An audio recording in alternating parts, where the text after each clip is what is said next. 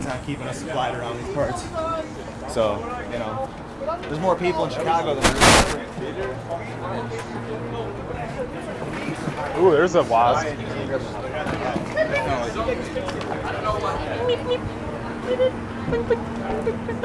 How's it going, Scorpion? They're jammed in there. How you doing? All right. Ready for this? Yeah. Oh, cool. Oh, yeah. Well, welcome everybody to the 23rd annual Madison. Excuse me, guys, drone's taking off. Madison City Open. The drone is taking off. So the Final 9 competitors are actually going to be driven to the starting hall in Union Cabs, which is pretty funny. I mean, cool also. They look like they're packed in there. Probably having a good time. Nico, Steve, Rico, and who else is in there? I don't know the middle person. We got Sarah Holcomb in this cab with her caddy, I believe. And they might be making better time than us. And we are actually going to walk the other direction towards hole 20 where we are starting this playoffs. Right, that's... All right, follow these guys. Yep. So we're going to make our way over to the starting hole for the Final 9. We're at Token Creek, Valletta Est, this golf course. It's a beautiful day, much nicer than yesterday, I think. Yesterday it poured rain on us for about 5 minutes. Then it was super hot. Then it poured again. Then it was hot. Got Kim Keen and Eric Pearson here, looking good in their Cub Cadet.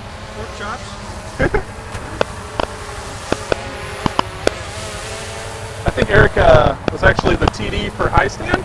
Do you know Will? I do not know. I believe he was.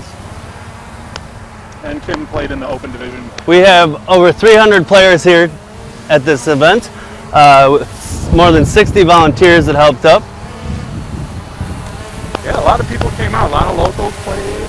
We got a good gallery. You can see it. A very big gallery. Yeah. Yeah, the Cavs are actually driving up hole 1 right now of the original 18. I got it. In addition to doing commentary, I'm a roadie for today.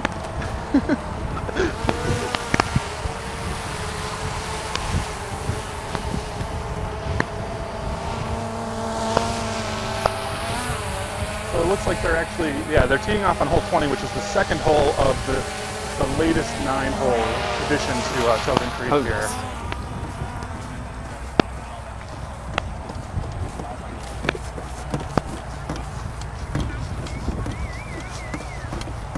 Will, you want to talk about who's in the Final 9? We have in our Final 9 for the men's Open Division, Peter McBride and Keith Warren are in a tie for 3rd place. Our leader is Nico LaCastro, who's sitting 3 strokes ahead of John E. McCrae.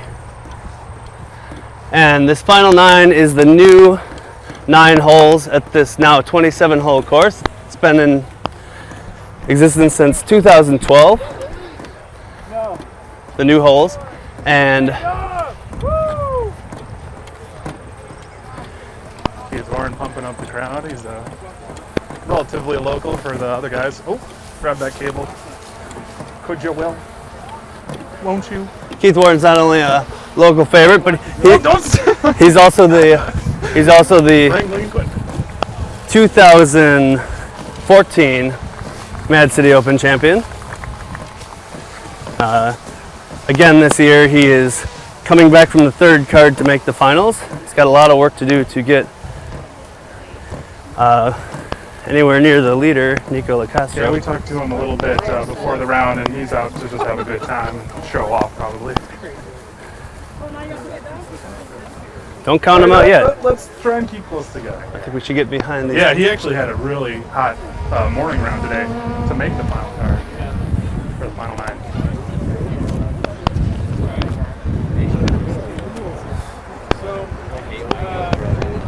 And then the Players right here. Players, competitors, Sarah. Keith Warren sporting the black jersey with red highlighting. looking good as always. Actually, they're all wearing their Sunday red. All the tall grass. Anywhere where it's tall grass is out of bounds. Period. End of story. As you can see that bunker right over there that has some tall grass, that's an area behind it where there's a dip down. Anywhere where the area is marked off with a flag is also painted. That is all out of bounds. All out of bounds are just hazard OB. One stroke, play from where it lies. If granted you're not obstructed, you need to take some relief or whatever it is. What's that? You play from where it lies? Okay, Play I don't want the to one stroke penalty from where it lies. Parents getting into our pre-round routine.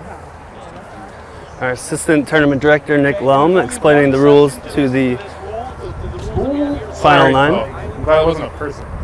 The island is broken into a bullseye. The inside part of the bullseye is good. The outside part is a one-stroke penalty. Play from where it lies. Outside the rocks, which is outside the entire bullseye, you're going to be re-teeing from the short tee, or the amateur tee. And this Nick's from there, you describing the re-tee rules from on a the, drop zone tee that's there as well. I'll be following along with all the holes. If you have any questions at any point in time, please ask the question. I have scorecards for, I've got one for the men and the women. Do we have a volunteer who'd like to keep score for us? And we've got a volunteer from the crowd to keep score. The official scorecards for the final nine. I can carry the drone. Sure. Yeah, sure. First on the tee, Lo Castro. There you go, Lo Castro.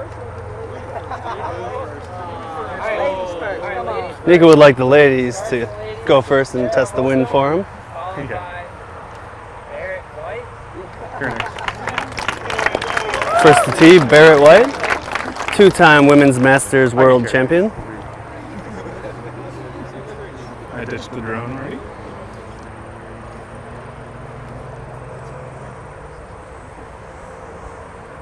I'm sorry, first to tee, Sarah Hokum, one-time World Champion. And last week she finished second at the World Championships.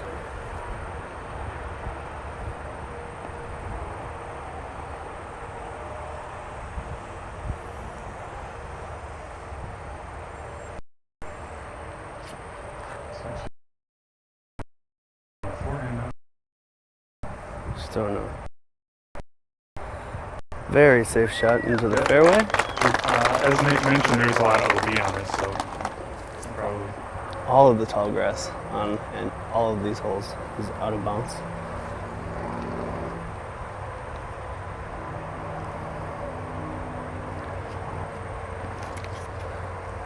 And Barrett White puts one right down the middle in the fairway. Solid action there. And here's our leader, 3 strokes ahead at 26 under par, Nico Lacastro.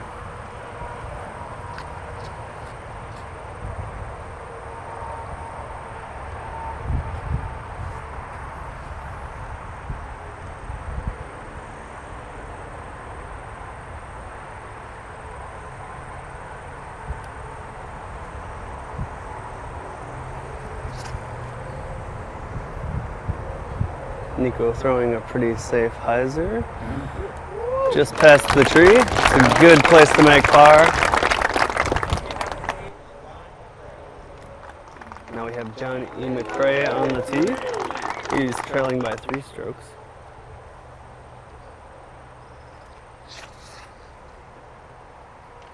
He's gonna be right past the tree, right next to Nico's drive. Caught up in it a little bit, but nothing too bad. Keith Warren is the local favorite. Yeah, a lefty out of Stevens Point. Keith is also the winner of this tournament last year.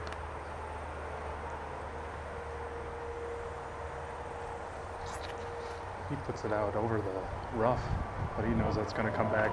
And man, is that thing carrying. Oh, I think he went in the sand, which is in front of the OB, I believe. And he's going to be a good 75 feet in front of the other 2 competitors. Keith is 9 strokes off the lead and needs to do anything he can to move.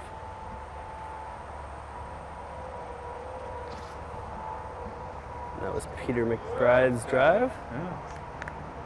Putting out a nice safe hyzer, but still getting a lot of distance on it. And he's going to be right next to Nico Lacastro.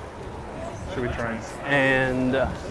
We are being enveloped by the gallery right now, which is there's massive. a good 150 people out here as we walk down the fairway. So I think you saw kind of probably a taste of what we will see. You seen Chatter out? Keith Warren just really let loose on that drive.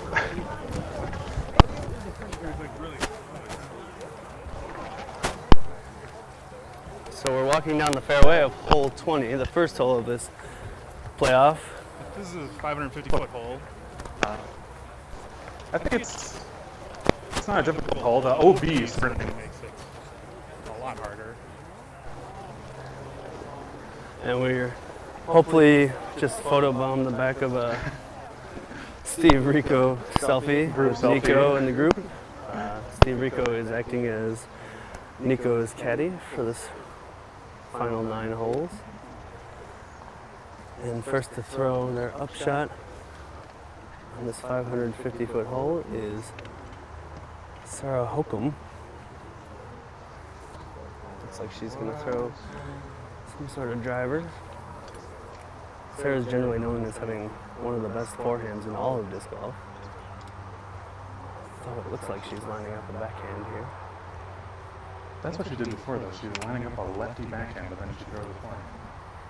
So we don't know. It's making a disc switch.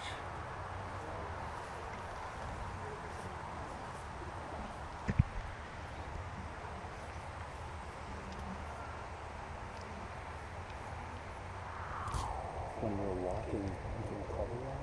It's picking up all the external noise. And she does throw a forehand. And looks pretty close. Setting herself up for an easy par.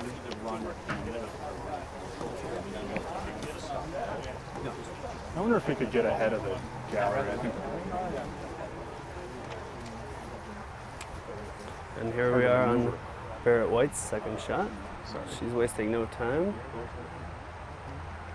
Hey, make sure you guys are quiet when these players are throwing. You know, no talking. Like, totally respect all. And Barrett White is also under the basket. Both women players look to take an easy par. Oh, Mike Newhouse is holding the scorecard. Thanks, Mike. How you feel, Mike? Yeah? How you feeling? I'm doing good. Yeah. Love the hat, dude. You excited to watch some We're top players in the world play some disc golf here? Sure. talking about trying to get some nachos into this thing later, huh? Phil, of course, is referring to my straw hat. It's a good-looking hat. Johnny's taking a little time before his throw. It's interesting to see the different styles of play from these guys. Some of them are a lot faster. Other ones take more time to set up with those.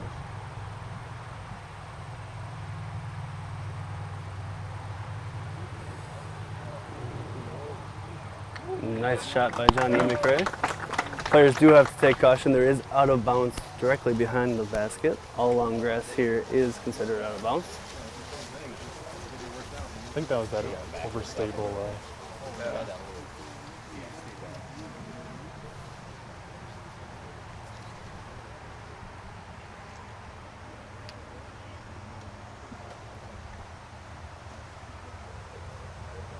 Peter's running the basket. A little bit anyway.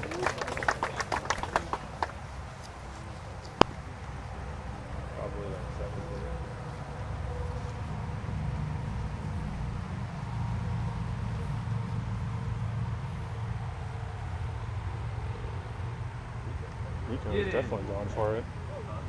Nico Yeah. throws one out of bounds. Yeah. He does not think it's OB.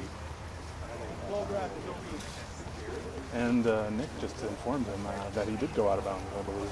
And it also appears that So Keith did that. Keith Warren did throw out of bounds. I don't know if they put the flags around the sand or not. Come on, Keith, move in. Maybe we can work them. So Keith Warren will be throwing his third stroke. There's no flags, it's just all tall grass on Well, they have flags everywhere else, man. Nico's a little upset about the fact that it's not marked.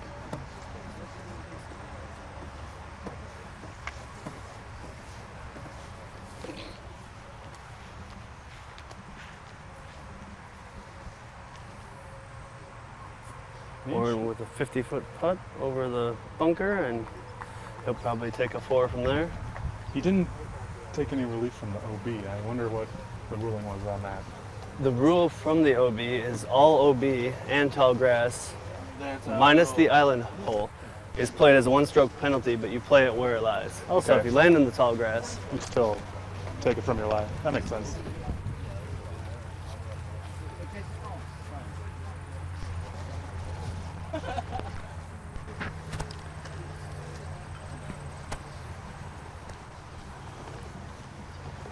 got Sarah Holcomb putting for her 3. Making our way up to the putting area.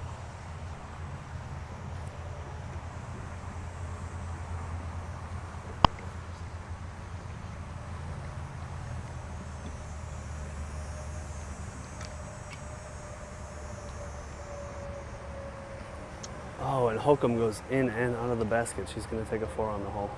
Just a little short. After this hole.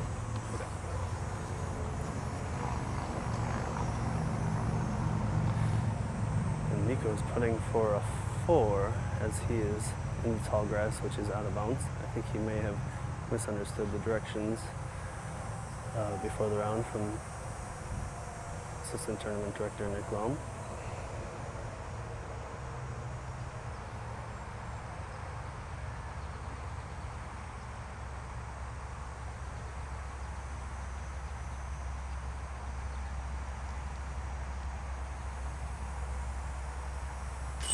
And Nico Lacastro is going to take a 4 here. Yeah, interesting. Even though he was out of bounds, he was still within the circle, so he didn't have a huge putt, but he did take that penalty stroke. And I think he was a little confused. Yeah, he didn't see flags, and so he thought that that was fair. But they did say any long grass.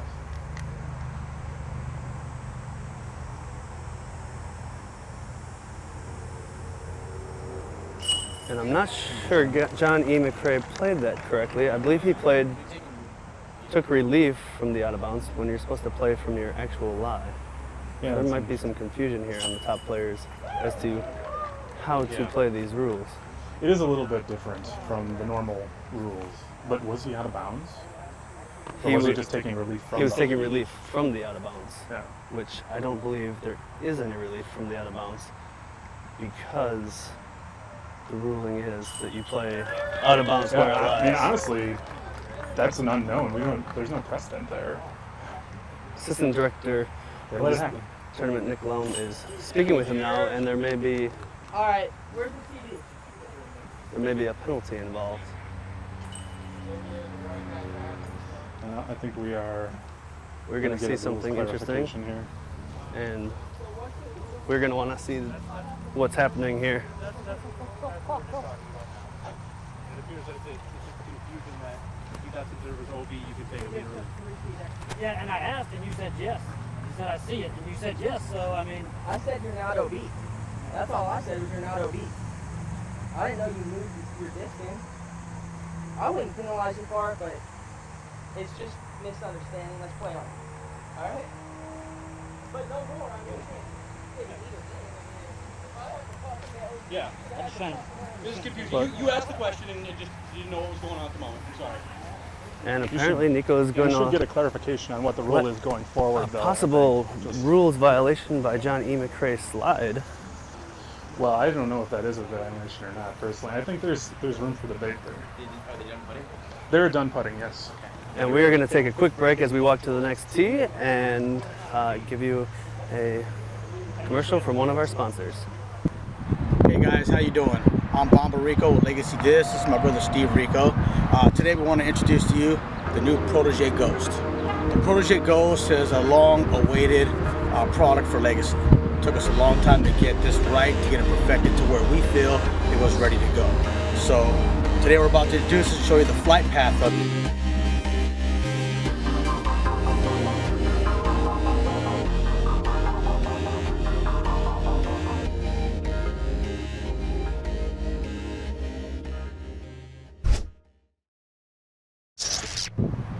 It's on commercial break right now. Although that's probably only 30 seconds long. We're live. And we're back. We're here on hole 21. Second hole of the final 9. It is 314 feet, so this is one of the shorter holes in the final 9. And the players are discussing a little bit of the controversy we had on the first hole there. In a traditional out-of-bounds scenario, you would move your disc into the closest playable position. But since here we're playing from the lie out of bounds, there's a question of whether or not you would get relief from the out of bounds if you're not out of bounds. Hazard, you cannot access your lie, and you need relief.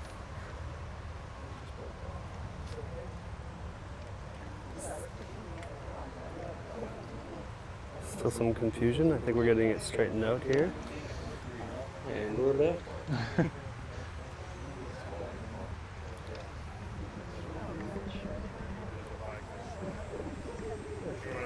And I'm not sure if we're going to continue to let the women tee first, or just the par They women. are. Or yeah, if they're going to go by honors on the hole card or...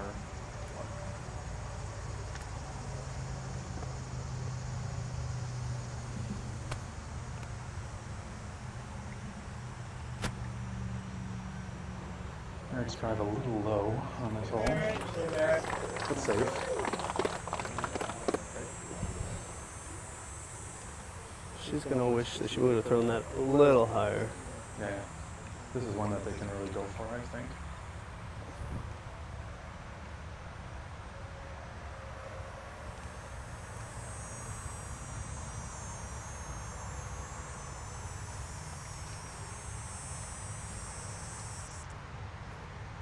And Holcomb going around the back of the tree that I had not considered even thinking about that route.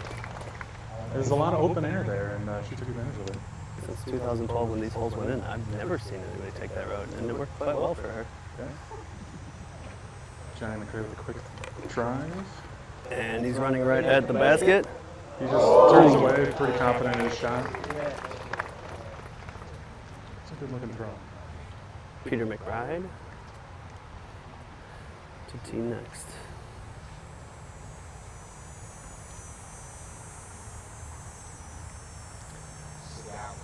Peter's going to hyzer out a little earlier than he wanted, but he should still be He nicked the tree thing. right at the edge of the circle there. Next up, the Castro.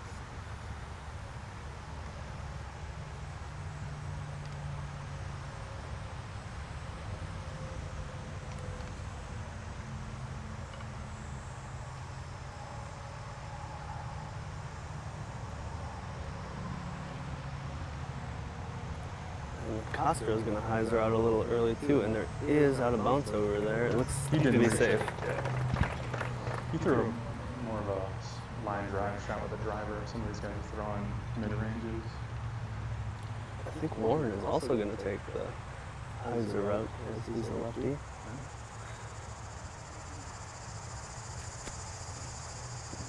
Oh, he saws it off a little early and Stays in bounds. But He he should didn't- get a 3 from there. yeah, he just rolled behind that tree. And that was likely a Star Max at Keith's favorite disc. He's got most of his bag is actually made up of Star Maxes. And then he has that one pink rock that he took out quite a few times at Elver. Turns very nicely. I'm almost Yeah. surprised he didn't throw that. I was expecting that too, but I think he just saw, maybe after he saw Sarah's shot, just utilizing all that open space there. You know, if you have a big hyzer, some people say that's one of the most consistent. Sarah did make that shot look really easy. Yeah, she just put it out there and swooped in around the tree. Oh, they're expecting me to do something. Sorry.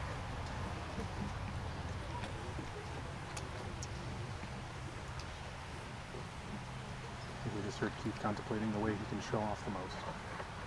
Is that what he said? He said they're expecting me to do something. I think he might have just meant because he threw the shortest and it's his turn to throw. Oh, wow. I still think he's going to show the way he's sitting right now, 1 stroke back, the worst he can finish is 4th place. Yeah. And I don't think Keith would be opposed to finishing 4th place if he put on the best show. And he just spikes the hyzer right towards the basket. I guess if there is a race here, it is a race for 3rd, as Keith and Pete are sitting at 16 down and 17 down respectively. So if anyone's going to make any moves, it's probably one of those guys. Although, as we saw in the 2nd round, Nico can get hot and cold. And if Johnny within really 2 goes for strokes. it, he didn't make a lot of mistakes in that round.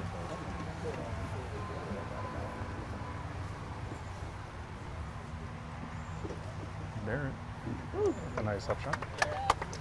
I think she was maybe running that one and just came a little short. Yeah, she got a big smile on her face.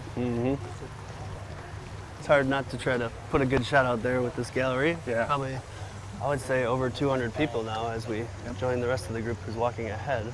And Barrett is a mainstay on the Wisconsin tour. She plays a lot of tournaments in the state. So she's having fun here.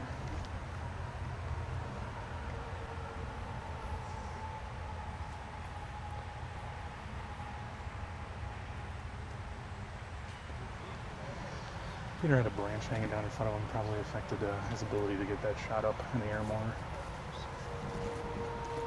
I'll correct my earlier statement. Steve Rico is actually heading for legacy disc golfer Peter McBride.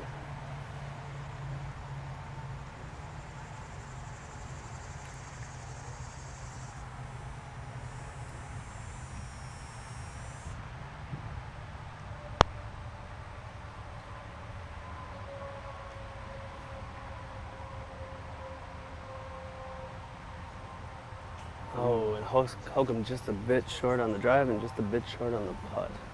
It's about 35 feet for her. She really wanted to get that stroke she lost in the first hole back. How you feeling, Peter? Good, feeling good. It's a little hot out here. Yeah, it is. Those Here with Peter brief McBride. breezes are pretty nice. You got Steve to caddy for you. That's Got the boss good, man. good move. He's boning.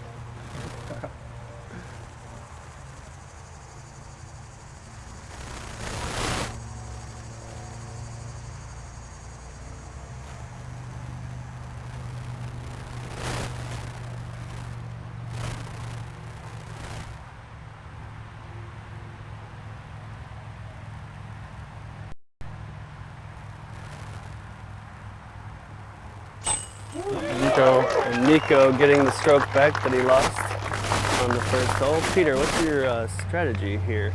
You've got, looks like without any major disasters, it looks like it's going to be a race between Nico and Johnny. What's your strategy for Keith's just try to keep putting it his in putt the in pretty casually. Keep in the fairway. Now we have avoid the Johnny out of with a bounds? Yep. Really nice drive. Excellent.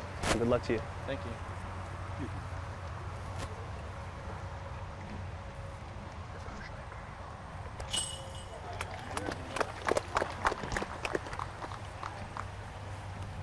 Hey, after the out.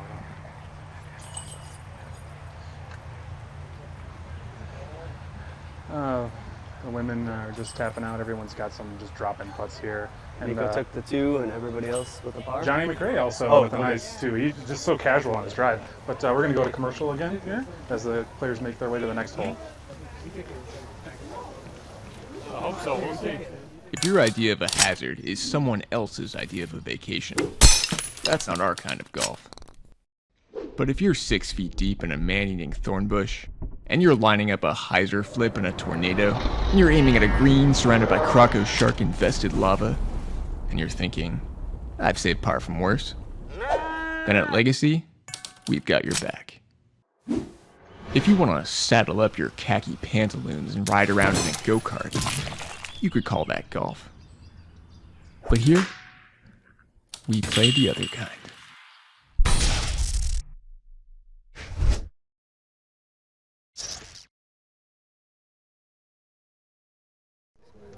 Current string that connects all those logs together. Pink. And you want to make it inside there. That is the penalty-free zone. Outside of the string, inside of the rocks. Or at least not outside the rocks touching the ground. Is inbounds. I think we're too close here. Don't retee. You Wanna play the throw? one-stroke hazard penalty. Yes. In the rocks. You're touching the ground outside of the rock. It's considered an out of bounds. You will then re-tee from the short tee. If you don't make it from there, you will then re-tee from the small pad in front of that. Any questions? Thank you. Assistant Tournament Director Nick Lohm explaining the rules for this island hole. As he said, there's a special pink out-of-bounds ribbon that makes this island even smaller than it already is. It's normally a 30-foot circle around the basket. It's now about a 20-foot circle, so players have to get it within that circle to avoid penalty. And Barrett's going to be running right. All right. She's a little short. No, that's outside the circle, I believe. It's on the island, but it's not inside. Yes. No, So she will take a one-stroke penalty. But she putts from where she play is. from there. Yes. There isn't a lot of wind here, but it's still a tricky shot.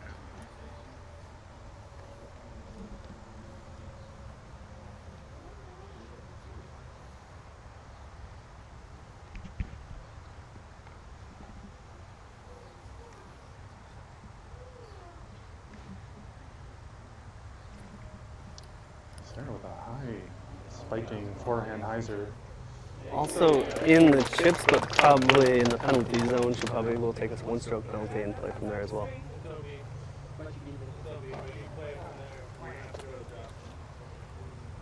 Oh, I see. So they would be in the drop zone if they're not in.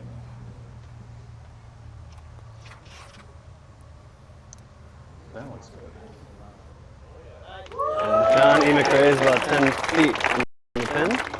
Easy putt for right now.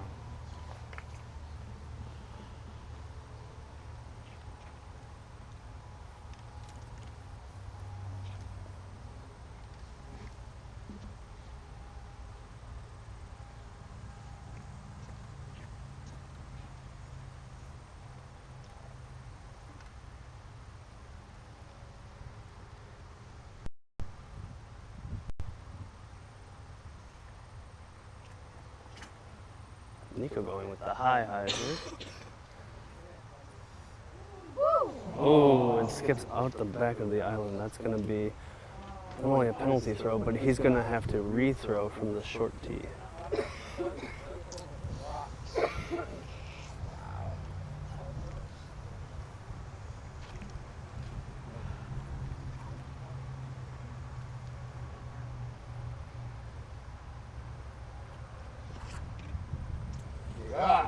Peter does not like that throw, and it hits the rocks, and he's also going to have to re-tee from the short tee.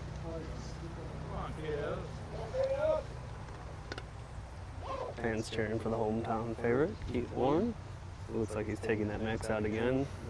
Imagine a spike hyzer from the lefty.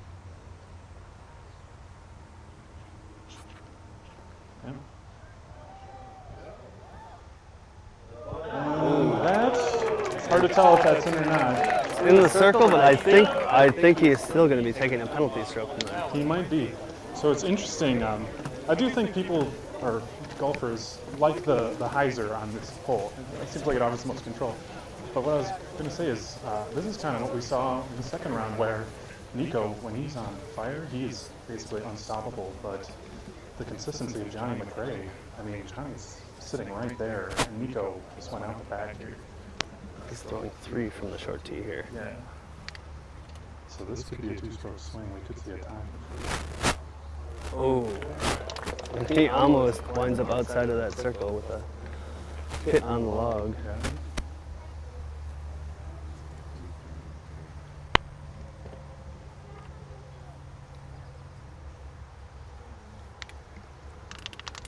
And Peter looks like he's going to sit nicely under the basket. That's going to probably result in a 4. Yep. Looks like we're expecting a 2-stroke swing with our leaders. John E. McRae should have an easy time with this putt for 2, and Nico should have an easy time with this putt for 4. Yeah, but that'll tie up the lead if it goes how we think it will. That is correct. Both players would be tied at 25 under par for the tournament. if the scenario we just described is accurate. Let's get up here with our camera crew and see if we can. Got a bit of the two women are really close. They're only one stroke apart.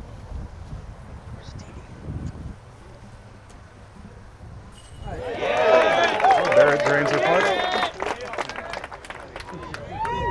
And Barrett takes a 3.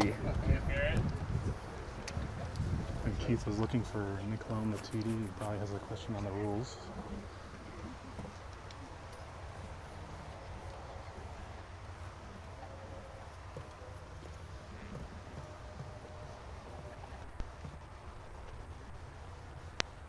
Here's Holcomb's putt with the penalty stroke for a 3.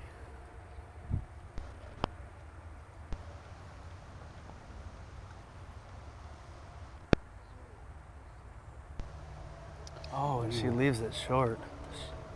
She looked disappointed the second that left her hand. Yeah, she didn't really commit to that.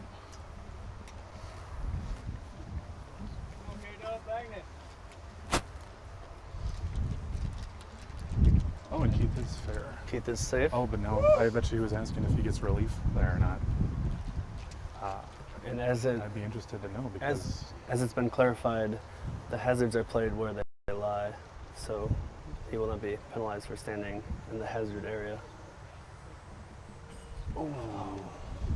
Keith's going to take a 4 here, which will keep him and Peter's race for 3rd place pretty tight.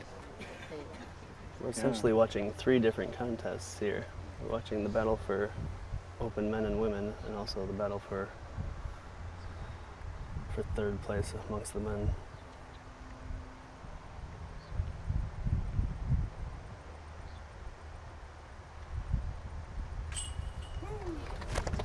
Nico knocks it in for the 4, but Johnny McRae is sitting right there. And yeah, it's just amazing to me how cool he is and how focused he is when he's taking these shots.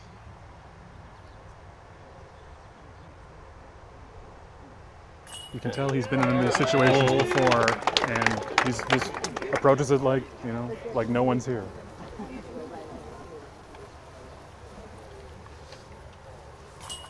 And Peter taking a 4.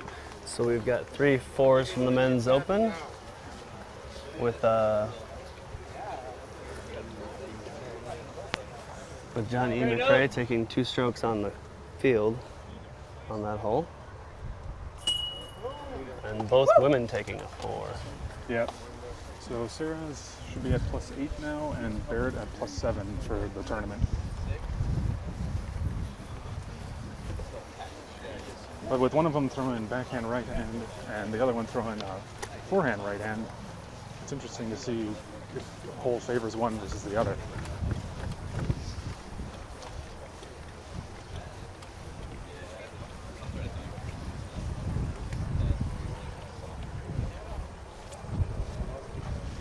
So we're making our way to hole 23.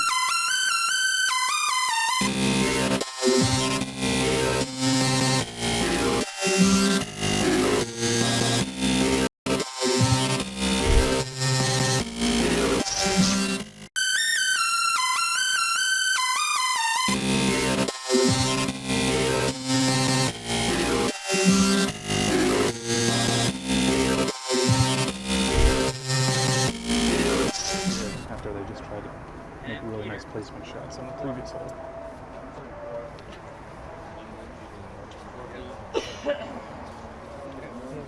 The live broadcast commentary. Then I would go still. Yep. Thank you.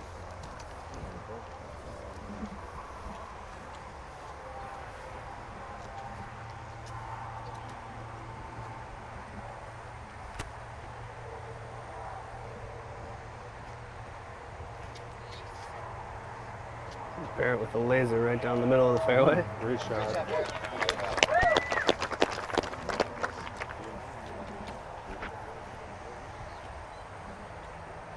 That's the second time I've seen her kind of stumble after the throw. I'm guessing she's a little tired after playing so many rounds. This is a long tournament. And it's hot.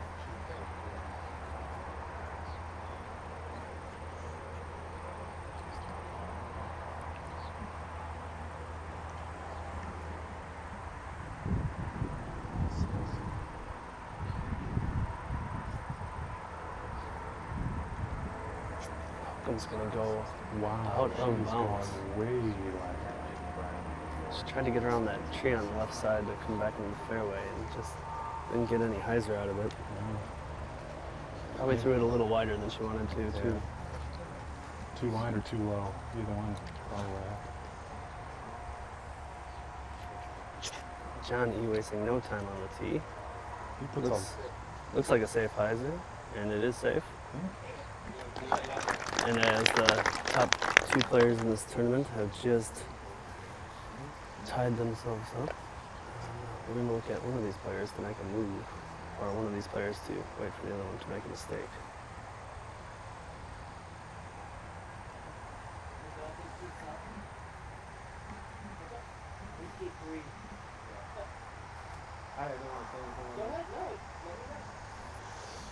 So we almost had need to go out of order there. He's probably so focused on the competition between himself and Johnny that he forgot who voted that hole. Keith just bombs one. Oh, and it's... Oh. Warren going big again and finding the OB. I believe you said there was a max he's throwing. That thing turned over. He's a powerful player, and he's got a lot of maxes. Rico Also going safe, but maybe not safe. Looks to be safe from our angle. The crowd is not reacting, so we're not getting any help from them. Just gotta do it on our own.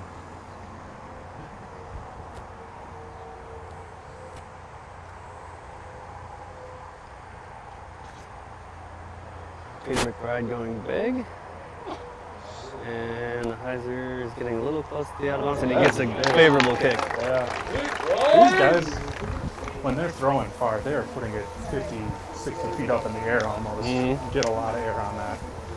And we are noticing for the first time this weekend kind of a nice little breeze here. Yeah. Probably only like 5 or 6 miles an hour, but it's enough to do a little bit to a disc. I'm slightly less drenched in sweat as the camera guy almost takes a tumble. Very light on his feet though. The consummate professional. It's difficult to be light on your feet when you're carrying a 40-pound antenna on your back, but he's doing a great job of it. We've casually nicknamed it the Moby. Yes. Like the white whale, Moby Dick. Which I'm going to have to credit Will with that. He's a bit of a wordsmith. Bit of it. You do the science, I do the words. You're pretty good with words yourself, though. Enough patting ourselves on the back. Let's figure out who's going to throw next. Yeah, I think we're looking for OB. There must be There's with the gallery out here, there's like, you got 200 spotters. Yeah. So probably not going to lose any discs for long. It does look like we are looking for a disc, though. Yeah, I believe Sarah's over there, off to the left in the rough a little bit. Sarah Holcomb is probably about 40 feet off this fairway. And I believe she's still looking for her disc. Looks like there's a little bit of confusion on who's out right now. As soon as Sarah, Sarah's looking at Sarah. they both threw probably equidistant drives.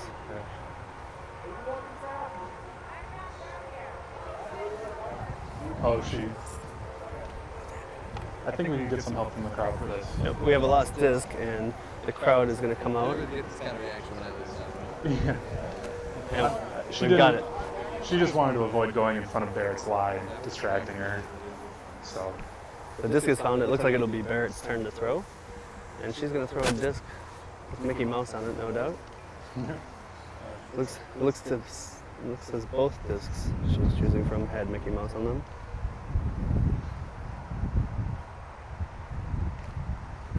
Barrett's going right through the gap. she actually throws. And she right under the basket. That should be an easy putt for her. Actually esced it through the gap in the trees. I don't know if she meant to do, I got to assume she meant to do that. I mean, it looked like a good place to It throw was a good it. throw. You And she believe in hit the yourself. line.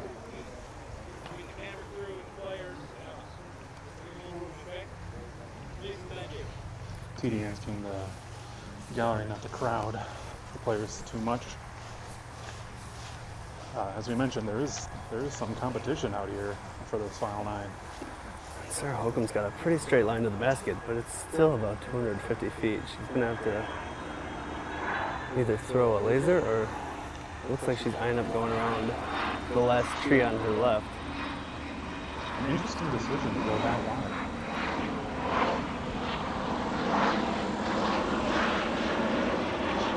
Seems to be the shot she's most comfortable with. She seems to be pretty good at throwing it. You can't argue with the results. And she's going to be up there for a putt as well. Yep. Although with the penalty stroke, it looks like they'll be tied as well.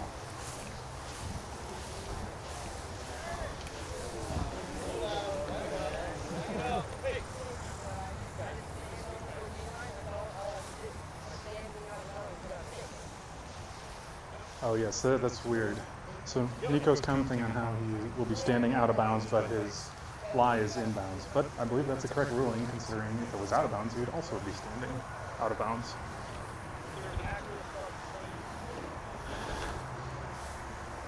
Seems like these rules are just the general confusion is getting to Nico at least a little bit.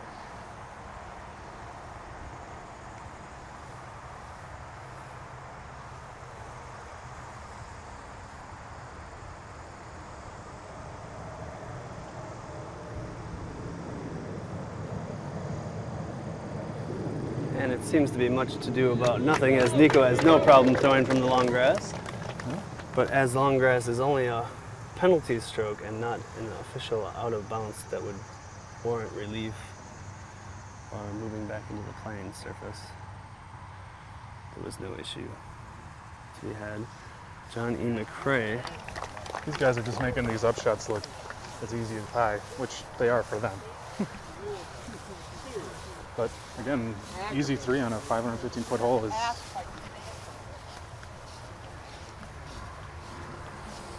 Nico definitely upset about it. Throwing a bit of a fit, but he's doing well to maintain himself.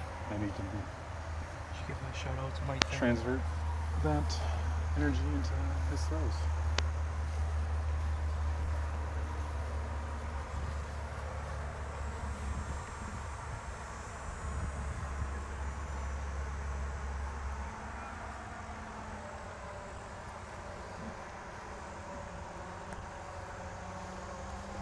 And Peter's going to be right up under the basket after that nice big hyzer that he put himself about 50 feet short of the basket. And Keith again with one of the longest drives, but he unfortunately finds some of the OB. He might not win again this year, but he's certainly going to be one of the more entertaining players for us. Yeah, it's fun to watch no matter what. And he keeps it in bounds. And he's going to be happy with that. Johnny Van Dusen, right by the line there, was shaking his head. Maybe it is out of bounds. We'll see. Look to stay short of long grass, but I think that another confusing thing is some of this grass, you know, it's tough to make a ruling when, if you look at the grass, a lot of it's trampled down on the edge. There's not a clear boundary if you don't have it marked. I would agree. And we've got tournament director out here, and they will make the calls. It looks like most of the critical areas do have white lines painted around them. That's true.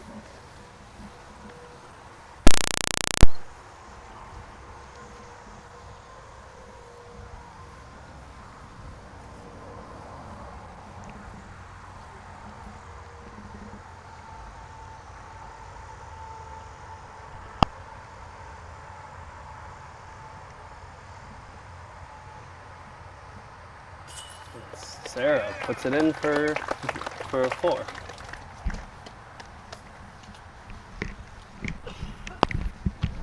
I'm going to be joined here momentarily by assistant tournament director Nick Malone, and he's going to maybe fill us in a little bit on the questions the players are having about the out of bounds.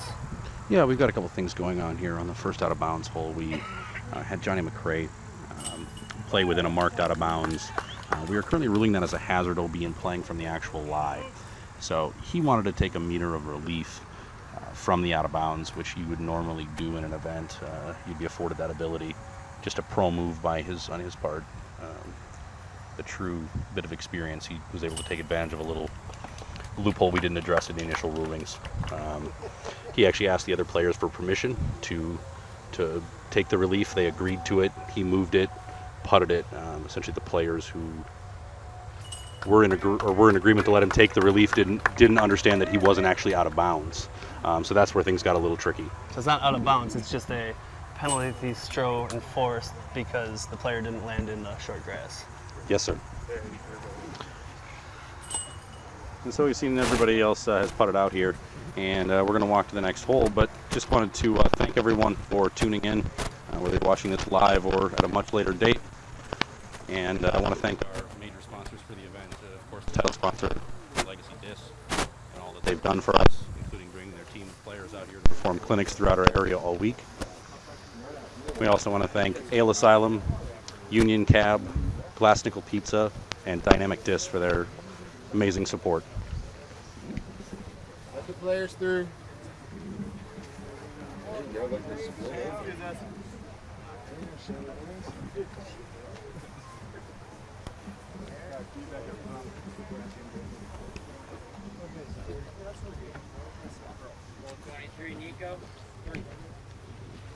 So we're just taking scores here, and wanted to give one last shout out to all the players and people who make this event possible. We have so many staff and volunteers that help make this possible, and including the folks doing the commentary here, to the folks doing the live coverage. We just can't ask for anything more than we've already got. So thank you very much. And there's 300 plus players playing this tournament and 60 plus volunteers. I think we ended up at about 290 players by the time everybody backed out, and then about 60 volunteers and staff. Staff are volunteers, they just work harder. And as we talk, Barrett laces another nice drive, safe into the short grass. No questions about out of bounds there.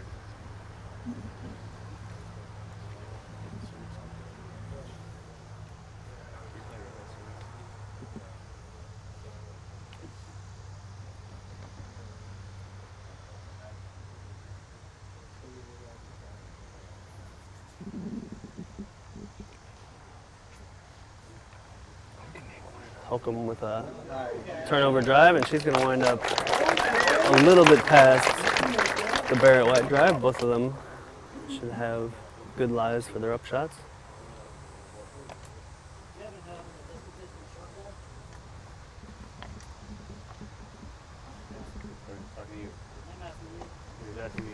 John E. McCray asking our assistant tournament director, Nick Lelm,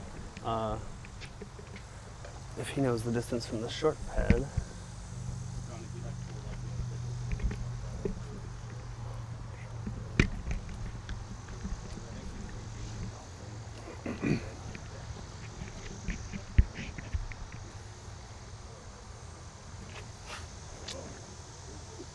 So thanks to Nick for the update. He stole my thunder a little bit there, but he's a good guy. Johnny McCray crushed the drive down there. This is actually the longest hole on the course, I believe. By a By a lot. bit, I This think. is over 600 feet. 639 from this tee to that basket. Mm-hmm. So chance for these guys to show off a little bit.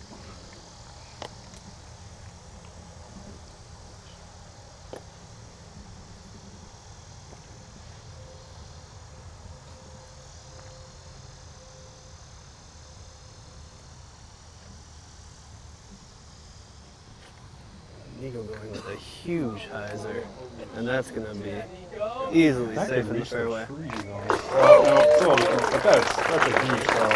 He just brushes it out or something. Probably an easy 450 feet there. Yeah.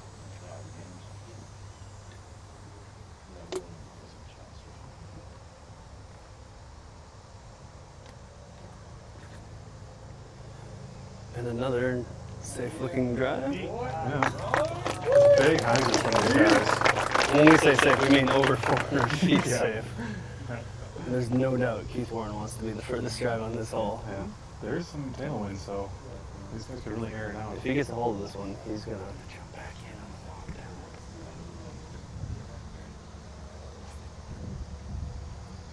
down. Ooh, he's going to be flirting with the right side, but it does clear out down there. Oh, it looks like long grass again. think he almost turned over that Max going downwind.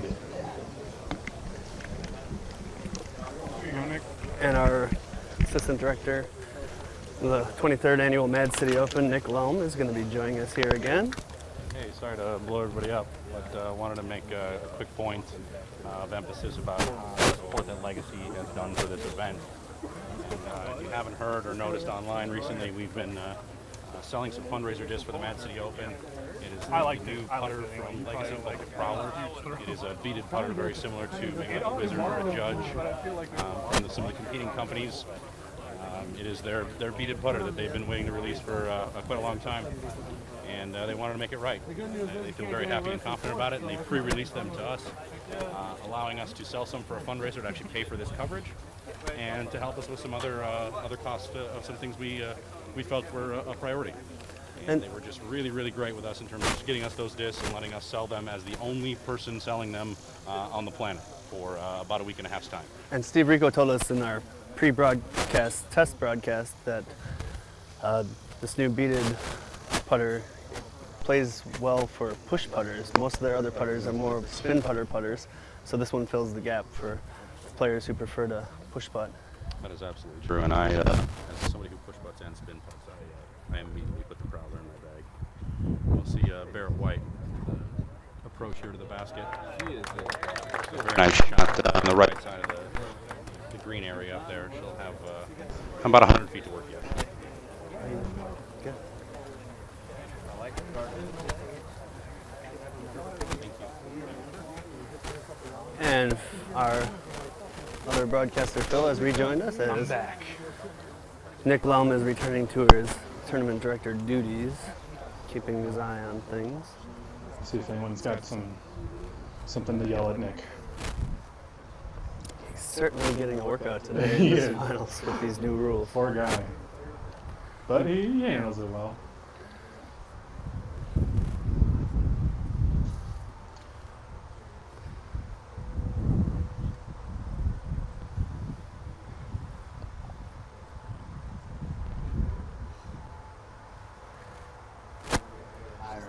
Ooh, Sarah's going with a big shot, and she's going to be pretty close to that basket. I actually talked to Keith off mic, and he said he threw a destroyer on that shot, and it was just on the edge. He was hoping to get it to flip over a little bit more. I mean, if that thing would have flipped, he would have been, in He would have been in these trees, yes. Yeah. I mean, it was a huge drive nonetheless, but he said he was just having fun and can't do any worse than fourth, which. It's a comforting thing. Yeah, exactly.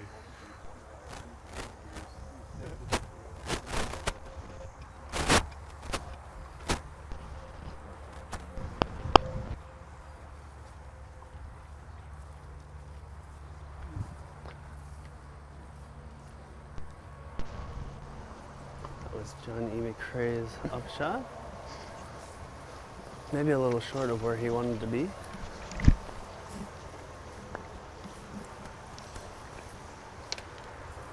We just got over here and then they walked over there. We are chasing our camera crew as they try to keep up with the players. Excuse us. Yep. Oh, it's all right. You're good.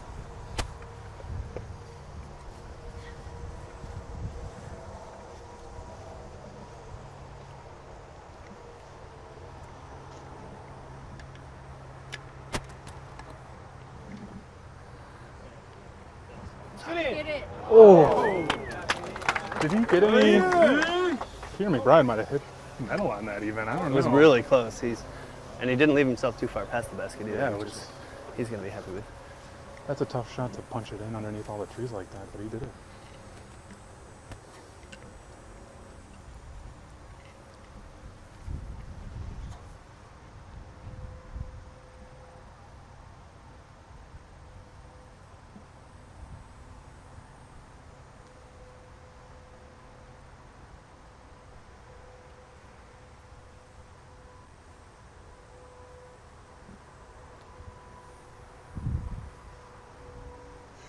Nico threw the crotch of the tree and left himself maybe 20, 30 feet past the basket. He gives himself a little round of applause for that.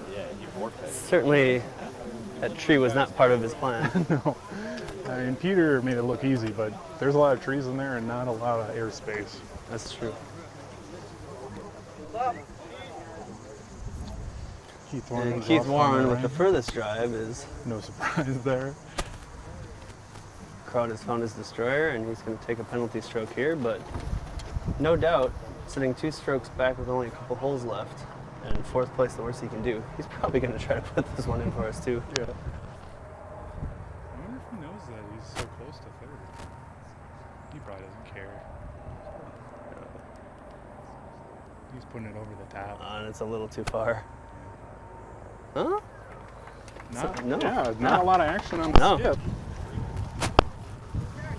You play enough and you get all these kind of shots. You can do anything with the disc. Yeah, Keith knows his game better than anybody. And we saw some, probably didn't catch it because of the audio issues, but we saw some nice forehand rollers, kneeling forehand rollers from the guys. A lot of turbo putts yesterday. Turbos, lots of rollers. I was surprised how many rollers we saw, and good rollers.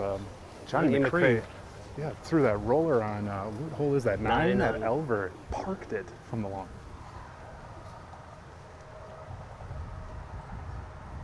And Barrett running this one, just a little short.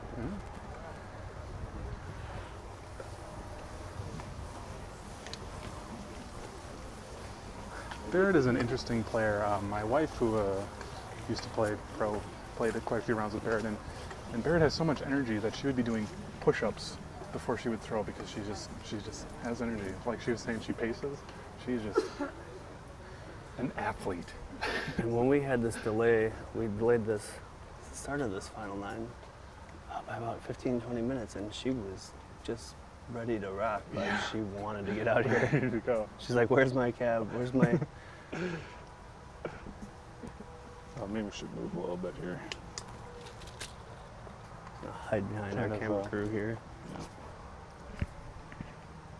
Peter's right at the edge of the circle. I'm not sure if he marked himself inside the circle or not. So, see if he jumps.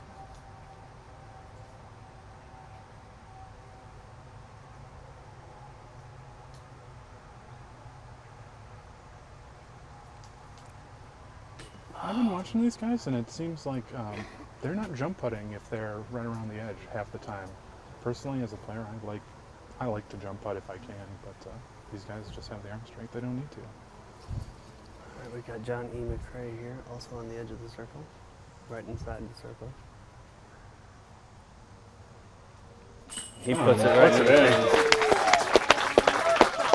Yeah, just confident consistency from Johnny. He's putting a little bit of pressure on Nico, who has a bit of a putt to make still. And you prefer not to jump putt, or to jump putt? I will jump putt if I'm an inch out of the circle. I'll jump putt.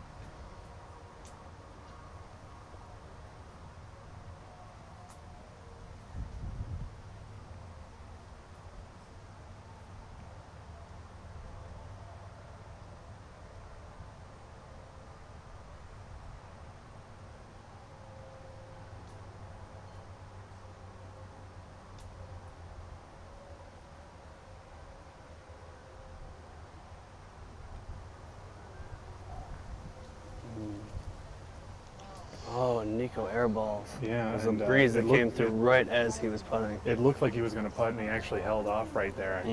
And I was thinking in my head, he's probably looking at a good 100, 200 people staring right back at him. Right behind the basket. I mean, he played at Worlds, and he's a top player, and he's probably used to it, but I can't imagine that not affecting him a little bit. Keeps taking no time, just puts it in. There you see the difference in style. Nico, very meticulous. Very meticulous, yeah. And Keith just going with his gut. And Johnny McCray too, also a very fast player.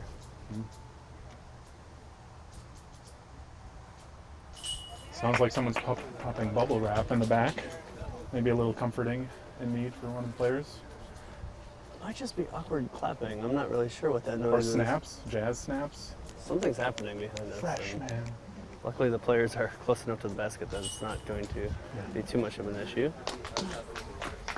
Nico taking on an unfortunate 4 after his upshot skirted through the crotch of this tree over here. And that huge drive, that's That puts Johnny in first, does it not? I believe it We'll does. check I can't quite see the board from here. Nico wants this puck back. He's still looking at it. You better not let go of that disc either. Can't take practice. And pucks as we very walk long. to the next hole with Johnny E. McRae taking a one-stroke lead, we are going to cut to a commercial from our sponsor. If your idea of a hazard is someone else's idea of a vacation, that's not our kind of golf. But if you're 6 feet deep in a man-eating thorn bush, and you're lining up a hyzer flip in a tornado, and you're aiming at a green surrounded by Krakow shark-infested lava, and you're thinking, I've saved par from worse, then at Legacy, we've got your back. If you want to saddle up your khaki pantaloons and ride around in a go-kart, you could call that golf. But here, we play the other kind.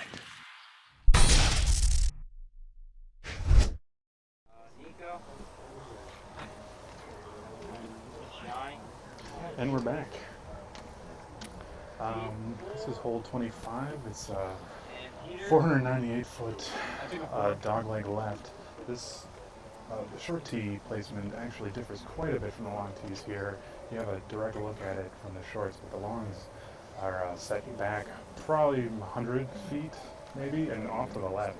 So we're going to probably see some really big right to left shots. Although, let's see what Sarah does beforehand. I think she just want to get out into the fairway.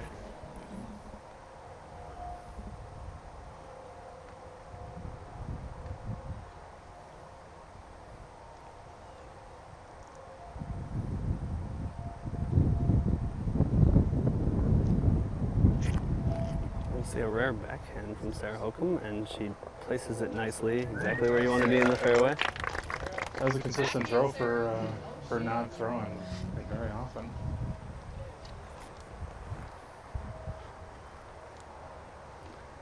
And Barrett again with the Mickey Mouse.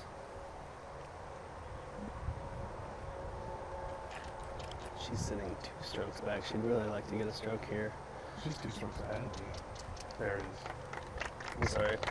Barrett is 2 strokes ahead.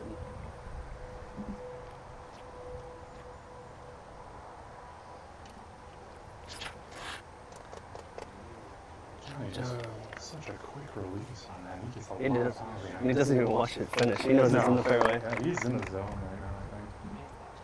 He knew he put himself for a par, and that's all you want to do on this hole. There is an option to go an outside route. Which is said he doesn't need to watch it.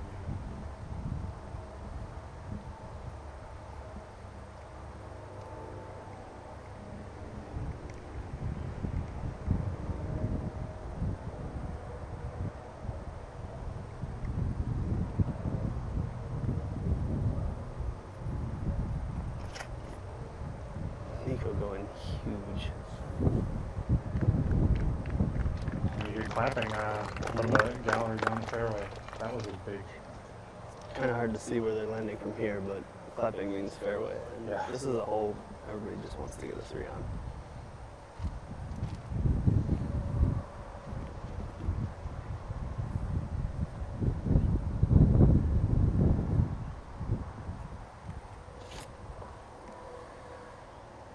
In the 2012 Man City Open, Danny Polk actually birdied this hole by going the inside route. Oh, yeah? And flipped something all the way out there and made about a 50-foot putt.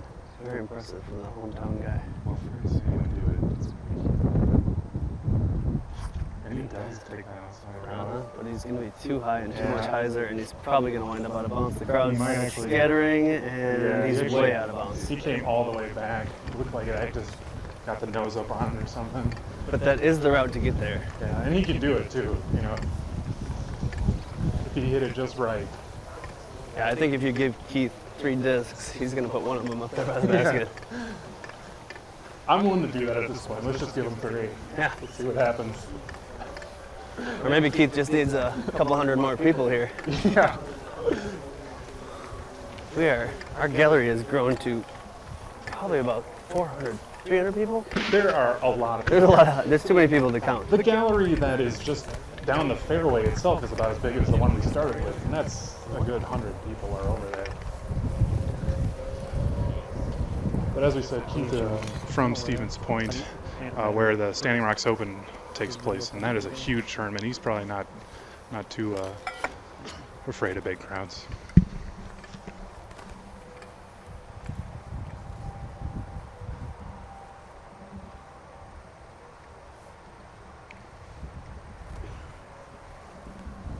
Barrett with some good snap on that. Looks like it tickled some trees there a little bit, but fades right back into the basket. She gets some karma from Will, or maybe Will's stealing her karma.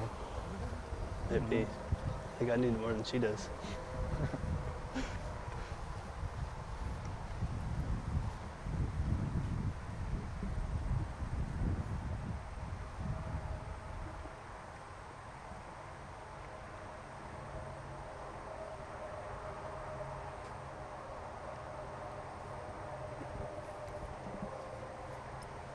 Sarah set herself up nice for the flick shot, and she is going to be running the basket. Oh, She trickled out of bounds.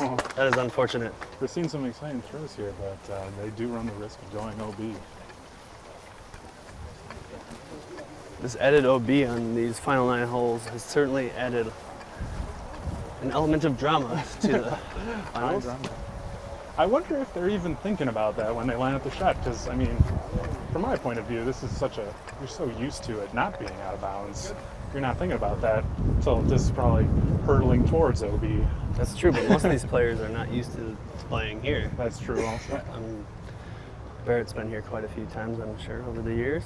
She's had a very long career playing events everywhere, including a lot of Wisconsin Tour stops.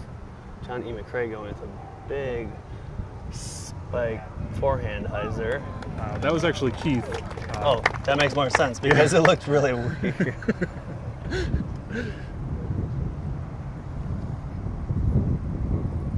John E. right here in front of us was actually going to throw at the same time as Keith. Yeah. And we got a little confused there. Yeah, Terry Miller called him off because Keith was out. Terry, the disc golf guy, Miller, making sure everything's done in proper order. But Johnny, he can't spin a disc that fast.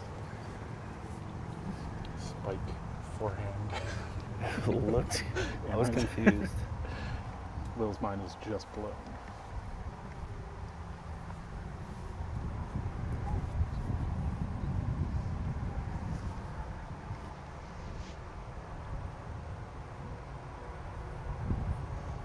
Peter looking like he might be going a bit long, and he's looks like he went into the long grass. Yeah, he actually threw like an air bounce there almost. It looked like. We do have a breeze coming in. We've got to be over 10 miles an hour by now. Wind's really picking up for the first time this weekend. We like it. I'm not sure how the players feel about it.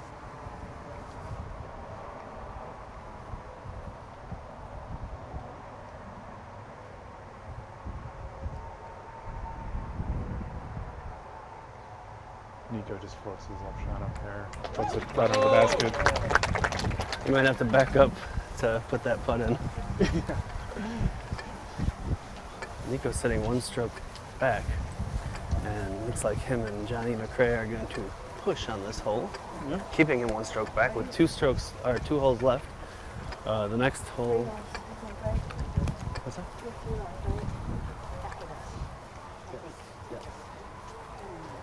Barrett White correcting me, we do have 3 holes left because we did not start on hole 19. So we have to play 19 after we finish the hole 27. Barrett's our ace fact checker today. Thank you, Barrett, for the fact checking. Between her and T-Dog, they're standing quite corrected on this hole. We got some good coverage for a couple of yokels like us. Yep, and Sarah's out of bounds. She's going to have some itchy shins after this.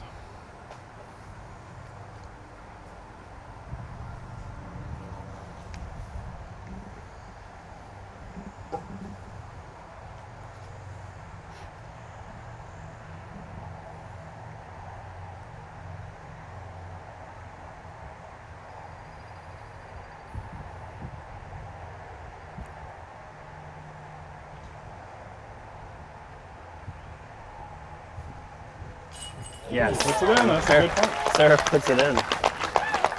She's going to take the penalty stroke, but she's saving face by putting that putt in. Barrett cheering her on. Always a great sport. Barrett with a bit of a headwind putt herself here. And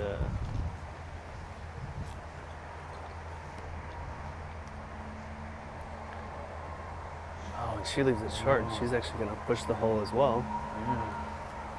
The tree might have affected her putt, but probably not. She wasted no time. I don't know if the wind died down for a second. She just decided to go for it, or she just didn't want to put too much thought into it. That's the funny thing about quick play like that. You can always, you're like, she steps up there, puts it in. It's confidence. It's smart. She steps up there and goes short. Then you're questioning maybe she should have taken a little bit of time. And we are calling for the TD again. These players are having serious issues with these out of bounds. The tall grass. There was a very look at him run. There was a very lengthy talk at the beginning of these holes. I'm not sure if we captured it live, but Nick did explain most of the rules. I mean, all of the rules behind these out of bounds, but the players still seem to be struggling with. Well, this goes back to what I said. There's no clear line marked here, and that is true. There's no paint here, so there really is a distinction between long grass and short actually grass. there is white line. So I don't know exactly what. Maybe it's the fact that there's a little bit of long grass in front of the white.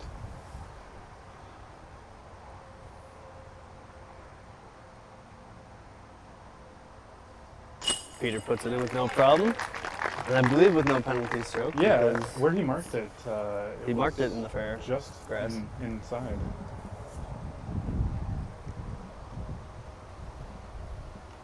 Perhaps he just wanted a ruling to ensure the other players that everything was kosher. Yeah. Yes. I think they just like watching Nick run around. He's done quite a bit of that. He's gonna enjoy taking it easy tonight. Yep. No doubt. Some good cardio on the final nine here. Barrett's doing a little jog.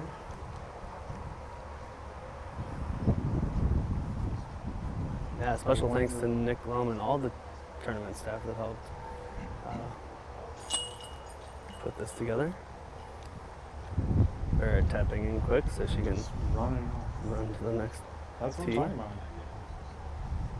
Probably gonna do some pull-ups on the way. Yeah, no doubt. Nico tapping in for a 3.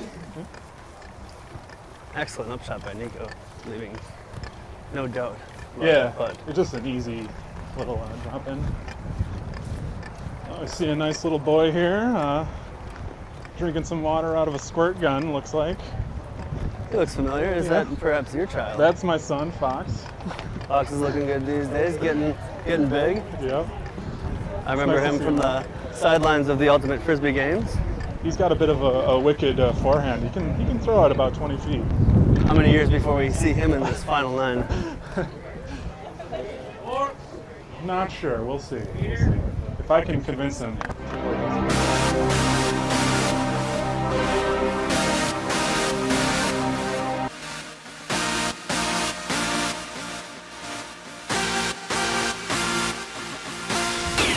Three different courses. These guys do a great job. No doubt.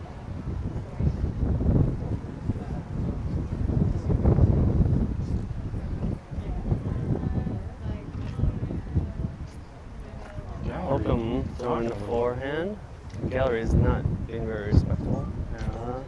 She looks like she'll be near the out of bounds, probably safe. Yeah, she hit in that first tree. She's got it up a little high and came out a little early. Barrett's probably gonna try those one right down the middle. Yep.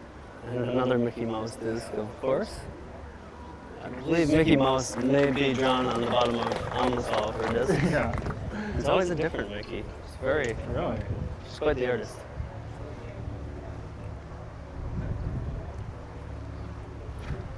Johnny McCray going low. And look at that. That is Perfect shot. He's fired up.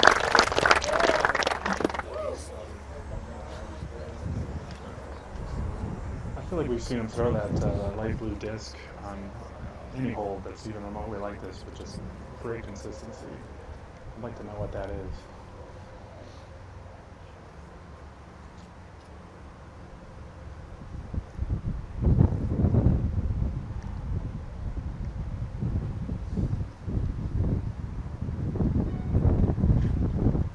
Nico going with the big hyzer.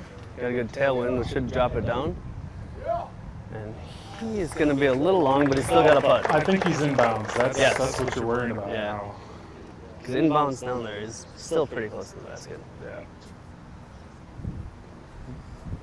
Pretty sure that Johnny Lee pointed that it was out of bounds. Oh, Dutch informing us that Johnny Van Dusen called it out.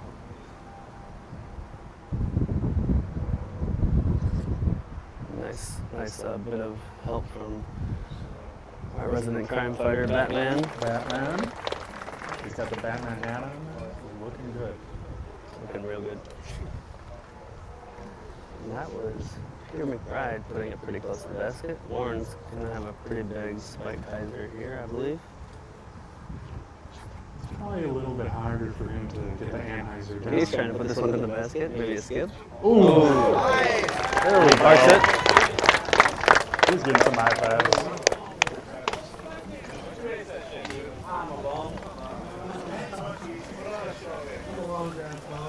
And the tournament director is giving directions to the crowd, but I'm not sure anybody can hear amongst all the excitement. Keith Warren here, he gets the people fired up, and I think everyone's pretty loose at this point. It's been a long tournament, a long, good tournament. People are just really enjoying watching these guys play the last few holes here. And most of these guys are done playing for the weekend or didn't have to play like us, luckily, and are just enjoying ourselves and watching some really good disc golf. Yeah, it is a great day. You know, when Nico was sitting on a 3-stroke lead, I would have thought that was pretty comfortable, but there's a lot of out of bounds here.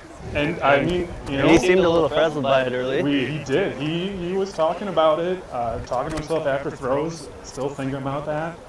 And like I said, I mean, when he's hot, when he's good, we said it before, 7 out of 9 birdies at Elver, but he's been picking up some bogeys here. I want you guys to stand on opposite sides because this microphone's picking you up. Oh, sorry. Getting some direction from our technical director, telling us we're getting picked up by each other's microphones. We're going to try to stay not too close to each other, but close enough that we can make sure we're not talking at the same time. We both do love to talk. We do. We're gabbers. It's a delicate dance, the disc golf commentary. All right, we've got Hokum about 40 feet out. Wind from left to right. Using that pink putter, matches their outfit.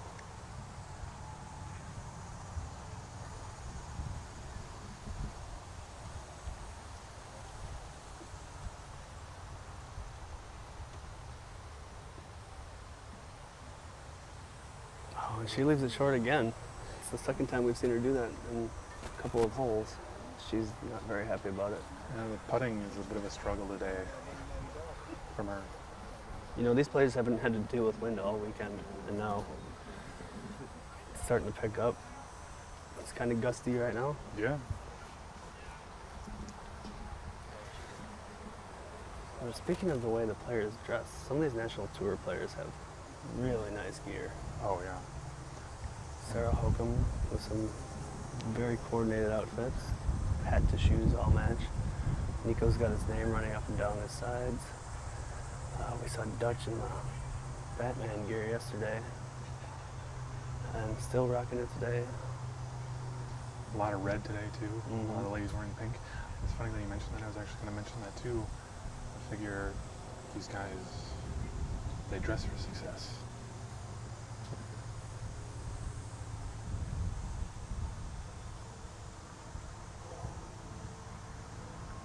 And he did that pause thing again. Still put it in. Yeah, and same situation, so. And he needed that one to stay within one stroke of McRae, who's also got a kind of nice, it's kind of a flame camouflage Cali Connection disc golf shirt with his name on the back. Looks really nice. Yeah. And again, he's coordinated. Socks, Even the bandana coming out of the hat. Peter McBride for 2. Yeah. I might have to talk some of these guys into dressing us. Certainly good that we're talking and not on camera because these guys look way better than we do. Although we do look pretty nice in these Legacy. Yeah, we got the outfits. tournament shirts. Yes. It's looking good. They're really good shirts. Thanks to Legacy for sponsoring this tournament. Nick- And Nick we're going is to in. have Nick Golden come back in and talk to us for a bit. Yeah, I'm not sure if you heard the announcement. We had Ale Asylum, local brewery here. They do a bunch of sponsorship for us, have for many years.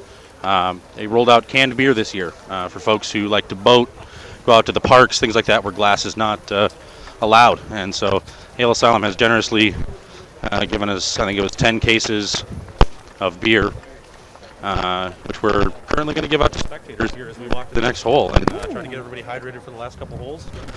Please stay tuned for after the last puck goes in. We will have an interview with the winner and a trophy disc presentation at that time. And I'm not sure that beer actually hydrates people, but I'm going to go ahead with Nick's suggestion and maybe take up Ale Asylum on this generous offer and enjoy some delicious canned beer. We've got Hopalicious and Unshadowed, their unfiltered wheat, which is a delicious summer beer. We're a little bit spoiled, I feel like, in Madison. Madison's not a huge town, but we've got a lot of good breweries. We got Ale beer Asylum. everywhere. Yeah. Great Dane, also a sponsor of the tournament, one of the older brew pubs in the state. And it's great to see them supporting disc sports so much. Will and I are shoving our way through to get to the beer.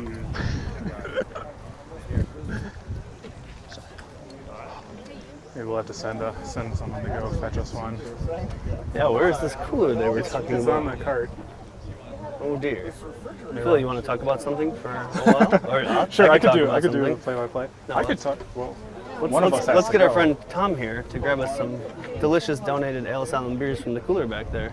Oh, there's a cooler full of Ale Asylum beer because us talking. More disc golf.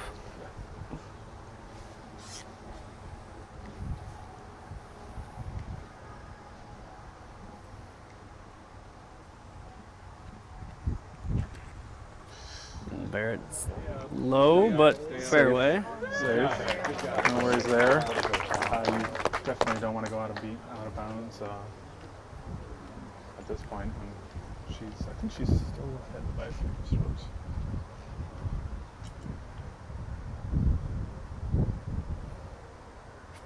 This hole definitely favors Sarah Holcomb with the big forehand now. With this tailwind, it just pushed it right. And Sarah really needed the 2 here to put herself within range of That's a missed opportunity. Barrett, who's 3 strokes ahead at this point. John E. McCrae going with the Anheuser. Wow. Hit it. And he is going to be about 5 feet from that basket. The crowd is going crazy here. And he just stone-faced. He put it on this nice Anheuser line, just a laser right at the basket.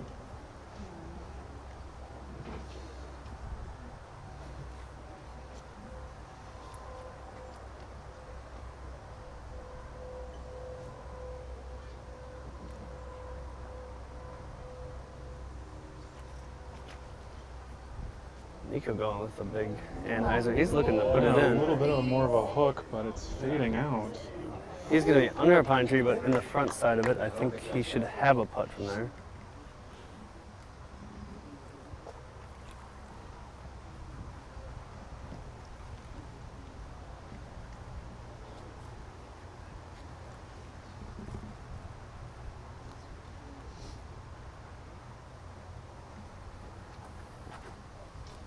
Peter looking for the same route as Johnny.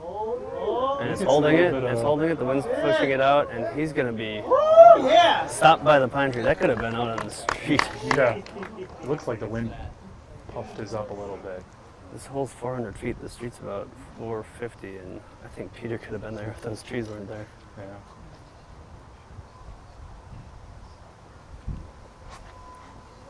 Good lefty hole. Keith throwing high and spiky, and lines up a little short. Surprising. I thought he would have ran right at it. Honestly, this hole might be a little bit short for Keith at 400 feet.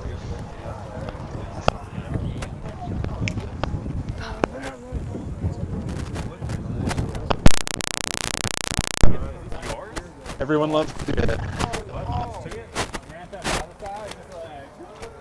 Will and I will have to maintain our professionalism.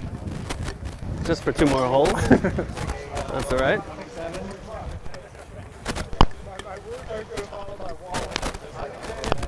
The airplane? We do have a lot of planes flying over. Our friend and professional disc golfer Forrest Dodge standing behind us. I was lucky enough to have him and the crew from Green Bay stay at my house this week. He's reminding us that the airplane, we were very close to the airport here, and we do have a lot of planes flying over. You probably heard it a couple times during the broadcast already. Sometimes you'll see some fighter jets too. They have some military planes that fly Usually. over. Oh, hey, Trigby. How are you doing? Good. I'm actually live on the air right now. No. Trigby Shadler, another great local pro. No, amateur. Amateur. My bad. And there you can hear the plane flying over. As Phil said, we do have fighter jets flying over. Actually, there's a station of Air Force planes that stay here, and they do train every day. Yeah. And Barrett puts her shot under the basket for an easy 3. Yep. Sarah looks like she's going to be in the trees. I wonder, do we need a ruling on that? There is some tall grass there. That is a good question. I'm not going to bring it up because... No. We got yelled at once already in this tournament. And luckily that did not go live, and we're coming to you clean. They've cleaned these trees out a lot. When this first one in these low branches where you would not be able to see through here. Sarah looks like she's actually got a pretty good forehand upshot. It looks like she's going to line up a backhand. Is she going to go inside the tree or outside the tree? I wonder. I would think on the right side of the tree. Yeah, And I would think she'd be more comfortable throwing this forehand. I think she might have a little trouble putting her right leg, her plant leg. Yeah, she's actually putting her back leg at her lie. Doesn't look happy with it. There's a lot of branches right where her arm wants to go through. She's probably just going to have to power it through. And she does. Yeah. And it's right under the basket. She will take a 3 as well. No mention of whether that may or may not be an OB. With 1 hole left, it would not factor in as Barrett is sitting 3 strokes ahead. Yeah, she's looking pretty good at this point.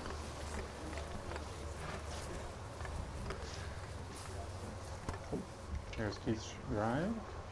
Hole 19, worst case scenario for these professional players would be a 4 if they happen to hit the Adamos. Are they playing 19 for the last one? 19 will be the last one.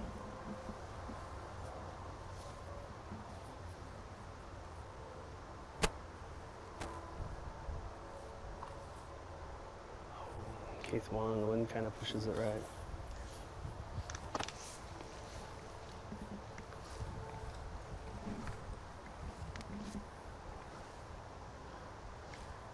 Looks like Nico's actually underneath the tree a little bit. Mm-hmm.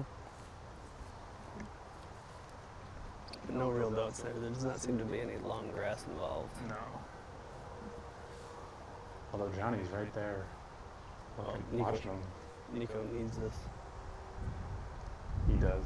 Oh, and Johnny's kind of shaking his head. I wonder Yeah, if Johnny's I wonder. questioning the out of bounds-ness of the shot.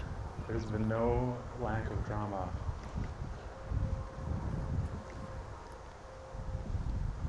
Question is, will he question it before he throws? Or is he going to let him throw and then question whether he's taking a stroke for it? He's Yeah, calling, actually he's calling for the TV. tournament director right now. He should probably prevent Nico from throwing.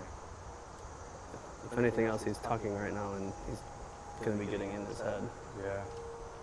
Whether that's his intention or not.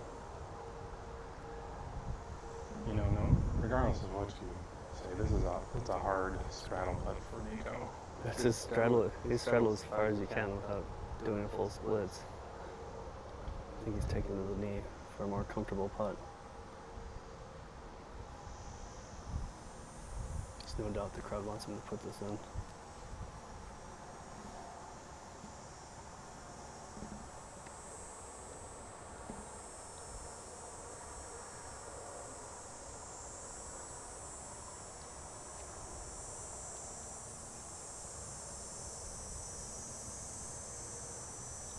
Oh, he puts it in the front of the basket, and he actually punches a double punch.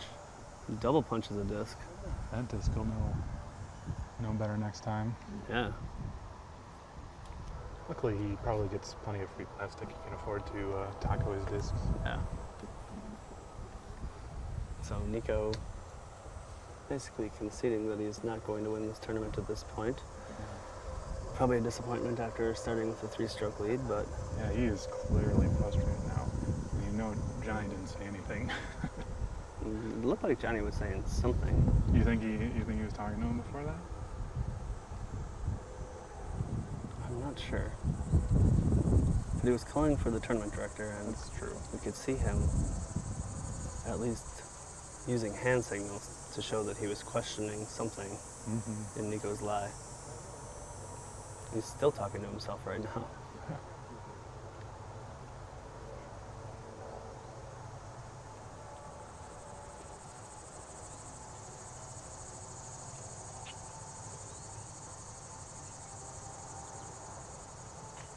Peter with a little flick wrist putt from his awkward lie, and he's still going to be 20 away. Yeah, he hits the rim and rolls away. When you are kneeling, you definitely have to adjust to throw a little higher. And you don't get to use your body as much. It's kind of just a arm and wrist. Yeah, you can see both of them hitting the front of the rim.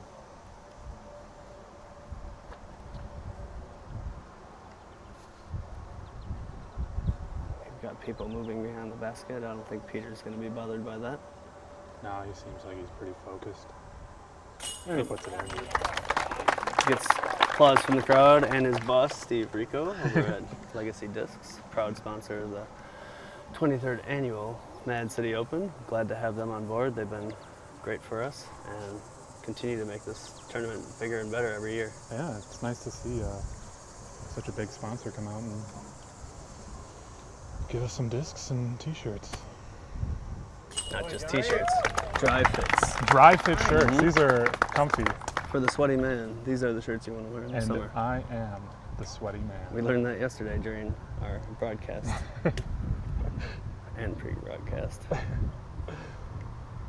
Probably another thing we were thankful that was not actually recorded.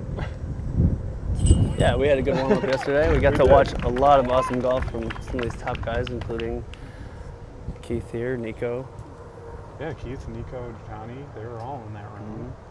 And Dutch, who had an unfortunate start and started out 4-4, 3-4, and just couldn't make it up after that. Always like to see Batman on camera, but yeah. He was fun to talk to, and he kept good spirits even after starting off kind of slow. Super nice guy, father of 5, I found out. We did find out. There was speculation that he had either 11 or 7 children. None of that was true. Nothing, of course. just complete hyperbole on our part. Might have been fed some speculative information from Johnny Van Derzen, but we're very trusting people. Yes. Yes? After the last hole, we had to do interviews. Yep. Okie doke. Like your hat, bro. Want me to do it? Oh, you can do them, sure. I can go talk to my family.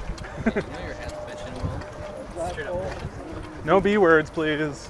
I'm being told by Robbie Olson, super distance thrower, Wisconsin local, semi-touring player. He says not really, but... Does he tour via semi? He's played quite a few disc golf tournaments. He plays for Dynamic Discs. Great guy, and he likes my hat, and I appreciate that. Appreciate that, Robbie. I had the privilege of... It's made of straw. It's really sweet. I had a privilege of playing disc golf with Robbie when he was just a little guy, and he was throwing further than most of us when he was still in middle school, probably.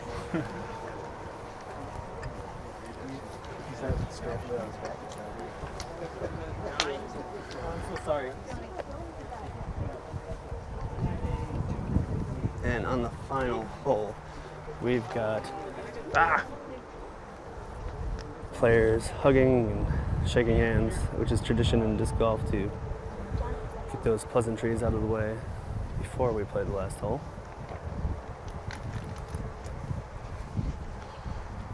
We're going to have our score people adjust the sign. And then we will get an official. Here we are on the tee of the final hole. I'd like to thank all of you for giving your time and efforts, whatever they may JAB to making this event successful, and thank you greatly. We cannot do it without you, the player, or the volunteer, or the folks that have volunteered too much. We now call them staff. They don't get paid. I want to just be clear. We've had people ask that, well, why are they staff? Are they getting something for it? No, they're getting this. They're getting the same thing that any other volunteer is. They just dedicated so much of their time, blood, sweat, and tears to making this event better. So thank you for taking a chance with us. We hope to see you again soon. And enjoy the last bit of golf. We'll have a short award ceremony with a trophy disc presentation after the last putts are made on this hole. We will then continue awards at the shelter for all the remaining payout, discs, all those things will happen at that time. Thank you. Oh yeah, thanks for this. Seriously, we couldn't do this without you. Thank you.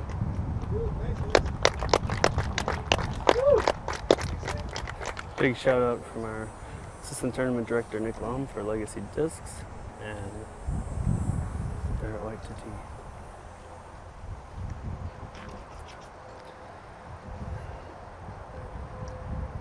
Barrett keeping this one in the fairway all but assures a victory. Yeah.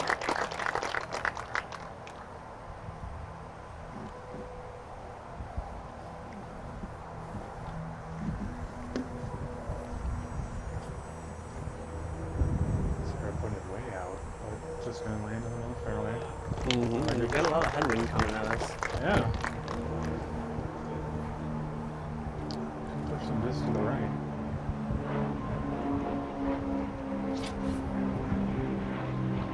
Johnny McRae with the two-stroke lead puts it out high. Did not look to finish in bounce. It's hard to tell. It might have gone OB long. Kind of a risky shot, Johnny. With a two-stroke lead, all he needed to do was put it in the fairway. Yeah, surprising decision, but it looked like that disc kind of Nico wants to know if the disc went out of bounds or not. Trying to determine what kind of throw he's going to make. He says if it's safe, he's going to ace from the hole. I can find out. Nico doesn't think it's in bounds. I don't think it is either. The players turn around behind them.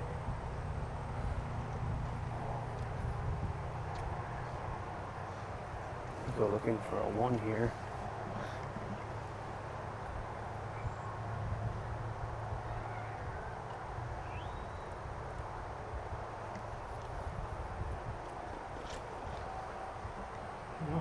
He's giving himself a chance.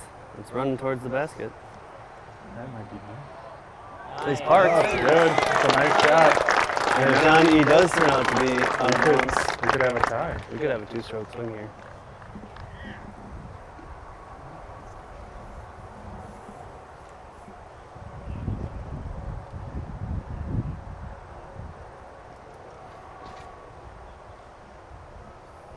Peter McBride with a nice safe shot. He'll have a putted birdie. Safe and parked. He might have a little ways to go with his headwind, but he's up there. I wonder if Johnny just didn't read the wind exactly right. It looks like these guys are all throwing big hyzers, but Johnny's just sort of turned over a little bit. He threw it very far. Yeah. And no doubt Keith's going to throw it out of bounds here, past the basket, if he can. I'm sure he's hoping that basket's going to get in the way. Yeah.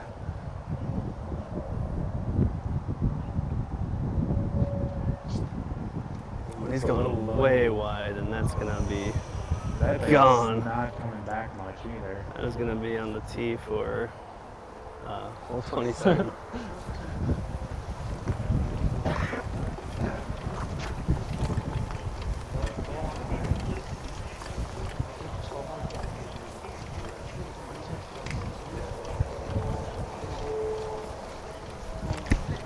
For some reason, the gallery's walking very fast right now.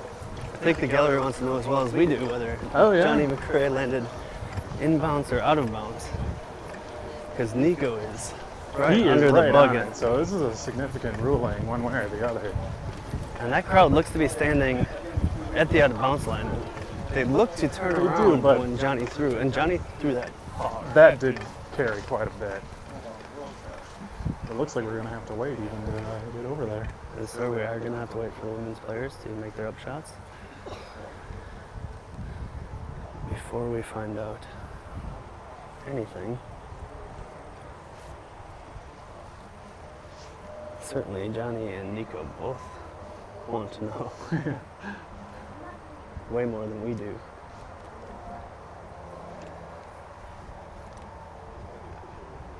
I think there's a $700 difference in winning and taking second place here. Maybe $500.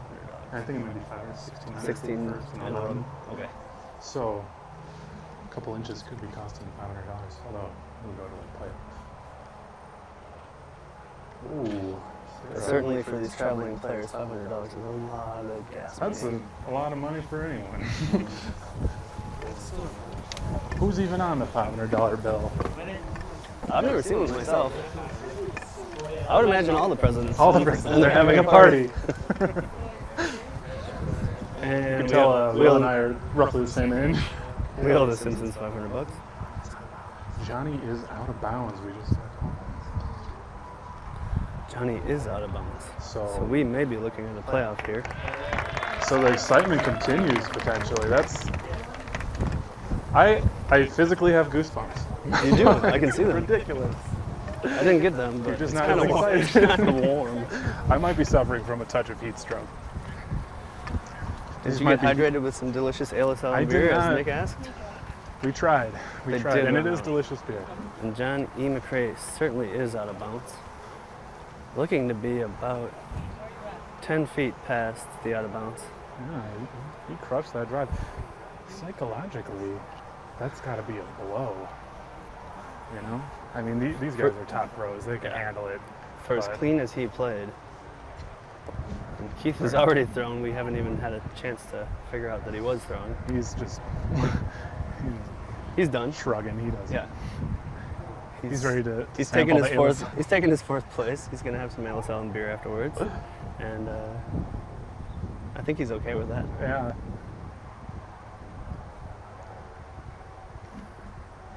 He definitely put the most risk out there today, and didn't necessarily get rewarded for it. But I think the crowd appreciated his efforts. So you think Johnny's gonna go for this? He has to go for this. In this wind, though? He's probably not gonna It's blow a it by too much. right to left tailwind, and he's gonna throw a turbo putt. This would be That's a safe way to go for it, honestly. if you throw a turbo putt like Johnny does. Yeah. He was waiting for the wind to potentially die down. We did pick up just a little bit here. This would be an epic finish if he can put Nico away with a turbo tailwind turbo putt. 50 feet. Oh, it's a good it just run. runs a little short. It's just nice to see that. And we're looking at a playoff. Yeah. I believe Nico is the pink disc that is right he's next to the basket.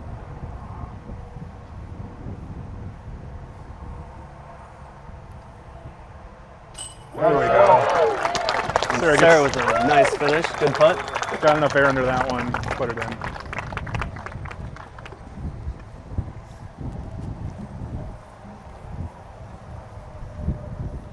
And have a tie.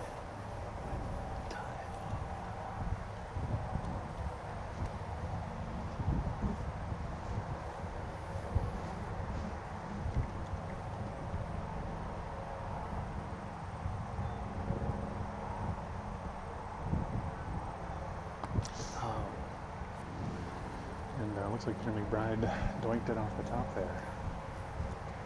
Just a little top nub. Yeah. Kind of surprising. Although I don't think there's any danger of them moving in the standings. at No, this I point. believe him and Keith have locked up their third and fourth respective places. Keith Warren with a great tournament. He gets a round of applause from the crowd. Definitely the hometown favorite. Yeah, he's a good guy. Nico forces a playoff. the tap in. That's Wow. I mean, that's what we saw. When he is on, he is just laying it under the basket. And he on. knew he needed it, and he did it. He did. He says if it's in bounds, he's going to ace run it. And then he just throws it right under the basket. And I think that was the ace run, because I do believe He thought it was in. Yeah. Johnny McRae and Nico shaking hands, and we're gonna see how these scores tabulate, but it sounds like it's gonna be a playoff. Yeah.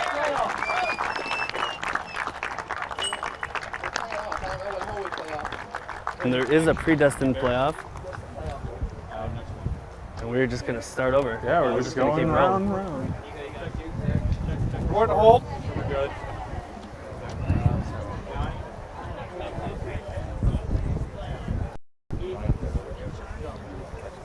We are watching the players tabulate their scores here. Keith, your score. Stay down. Score. He's already checked out. He's looking for a hammock. He's got to report his 4. Yeah. And he does it. He gives him the 4. 4 is official. He's going to be done for the day. Not sure if he's a beer drinker or not, but if he is, I'm sure he's going for the Ellis Island.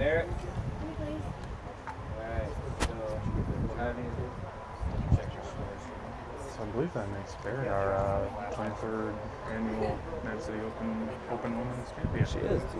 We should probably wait to interview her until we have the cameras. She's no doubt going to go take a break and relax while the rest of the... Relaxing for Barrett, probably doing some wind sprints, some hard cardio. Then she's going to crush some M&Ms. I do believe she does have a sweet tooth. Looks like we are just going to the next hole, and we're gonna. She does like candy. I do recall that.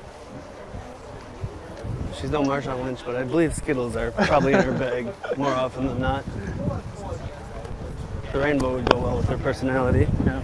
So this will be interesting because the first few, this final 9, do alternate between long and short. So I imagine. Well, we'll see what happens. But And this is the hole where all the out-of-bounds drama started, where the players weren't quite sure how to play the out-of-bounds. Johnny may have misplayed, but with the other player's permission, and Nico took a penalty stroke, throwing out-of-bounds behind the basket. Honestly, in the long run, that's just more drama than anything because, you know, he took about 2 feet of relief. He's probably making that putt. He would have made the putt either way, likely.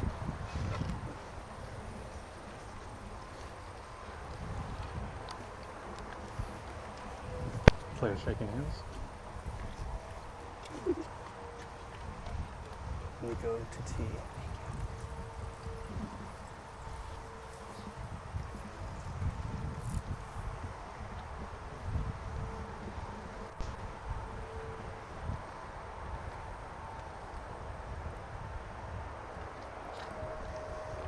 And Nico throws the same shot as he threw on the first time we played this hole. Maybe a little bit further. The tree probably leaves it exactly where it was. Yeah. If you have that Kaiser bomb, it just makes sense on this one. Takes a lot of the OB out of play. Especially with this headwind coming in. John, he's flirting with the out of bounds. Yeah. He's going to come back just fine. Look at that. He's going to be right next to each other. He threw the same disc he threw on hole 19 there, I believe, and you can see how much air he's getting on that disc. Too much. Slightly different wind here, but yeah. He definitely just threw it and he knows what it's going to do. And it's amazing how quiet all this, 200, 300 person crowd got on those throws. And these players are wasting no time Yeah, heading down to their lives. They're probably ready to get out. They're pretty ready to get out of the seat too. Yep. Running on adrenaline at this point.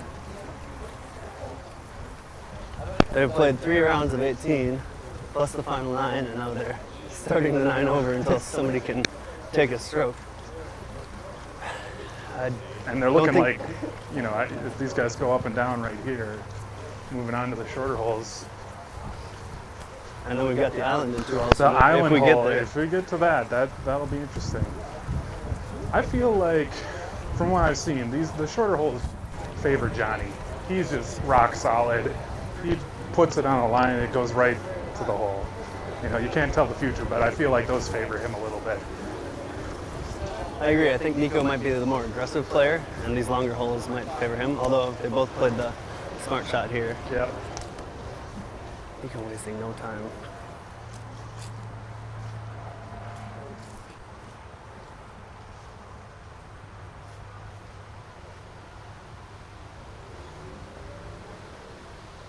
He does not want to be along like he was last time, and he's definitely played it short because of that. Yep. He probably wanted to be a little closer, but Dinky little hyzer up front.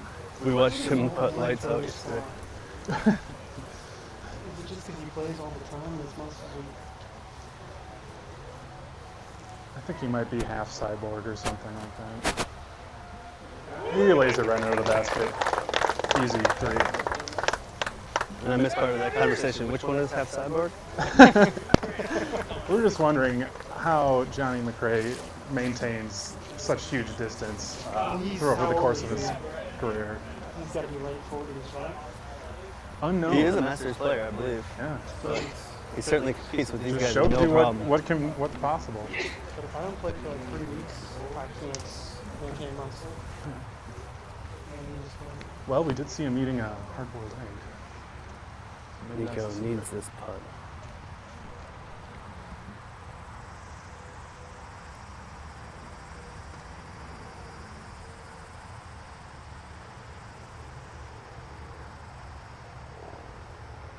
And Nico gets it right in the middle of the chain.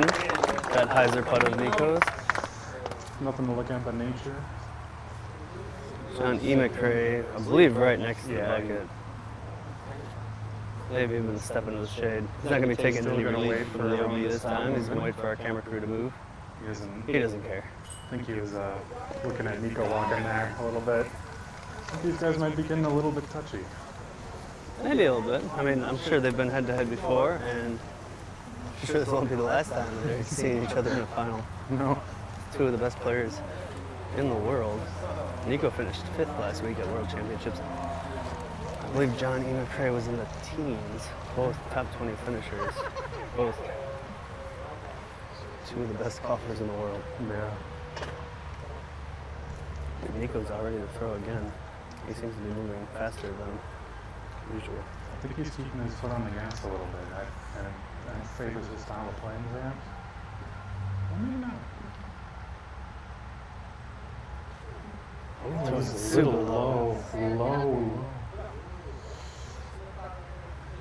He said it slipped out of his hand completely. And it is very muggy. It's gotten hot, and we noticed the players yesterday struggling a lot with grip and carrying towels. And Yep. He mentioned that it's probably that it's changed all around, he said. John E. McRae throwing the same disc as last time, and he's throwing out big. And he's flirting with that out of bounds, but I think he'll be safe. I think these guys are both tired, and it's just who's going to last at this point. And maybe that's why we see Nico stepping up a little faster than normal. Yeah, he might because have a little bit more energy. He's definitely the younger player. Yep. Because his drive in the beginning of the final 9 on this was just like textbook, straight at the basket. No doubt he's going to get it too. But here he fades out a little bit, especially with Nico leaving it on the table pretty much. And that's got to be a different mindset, having Nico open the door on a hole that's twoable even by, normal player standards. Yeah. One of these ones that the rest of us just want to make sure we get birdies. On this final 9, this is when you're looking to get. Nico's gonna. I don't know what Nico's gonna do. It Is he looks running? like he is actually looking at it a little bit. I think he's feeling a little bit of confidence. Nope, he's lining up. No. And he does. He's gonna force Johnny to run a putt. Yeah. Maybe even force Johnny to run past the basket. Because no doubt Johnny wants to put this one away right Yeah, now. I think he's ready to be. And he's about 45 feet outside away from the basket. No wind. It's a makeable putt. Certainly.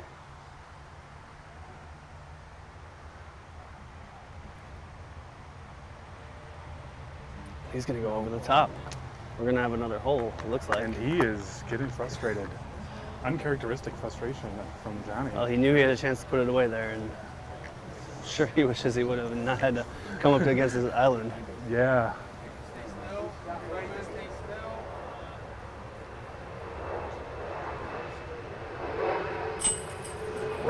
John E. McRae on the 12-foot putt, not phased by the Yeah. children running in the background, trying to get to a safe spot. We'll wait for Nico as well, who's not waiting, and he's in the basket. Yeah, very makeable. But this is going to be exciting. This will probably be the decider, as the island you actually need to land on is inside the island.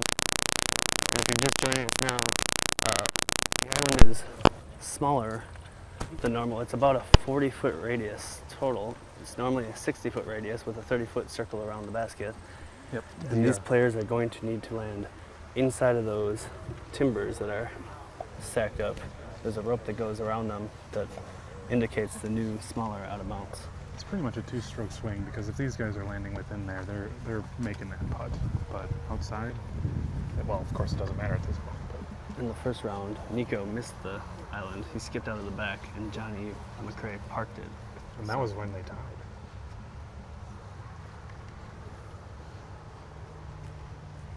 Nico checking the wind repeatedly.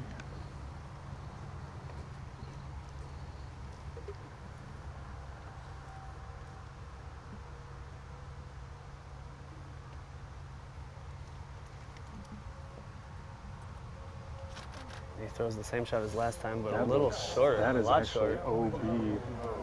All Johnny McRae really needs to do here is put it on that island.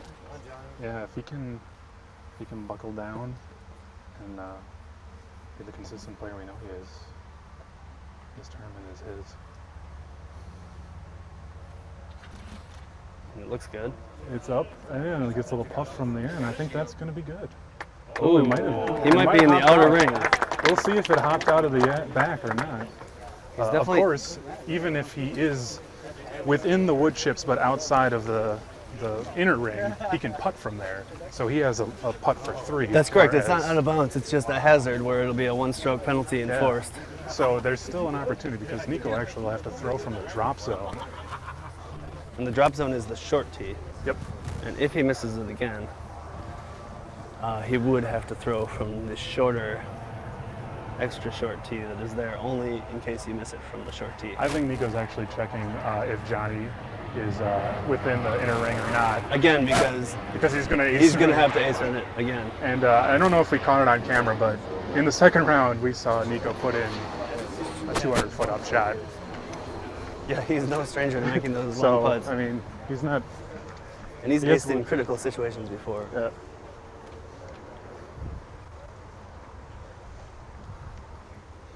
I would think either way he's going to ace on this one because Johnny McRae is probably not going to miss from that short. Yeah, he'll probably throw another high serve. What was he got a putter?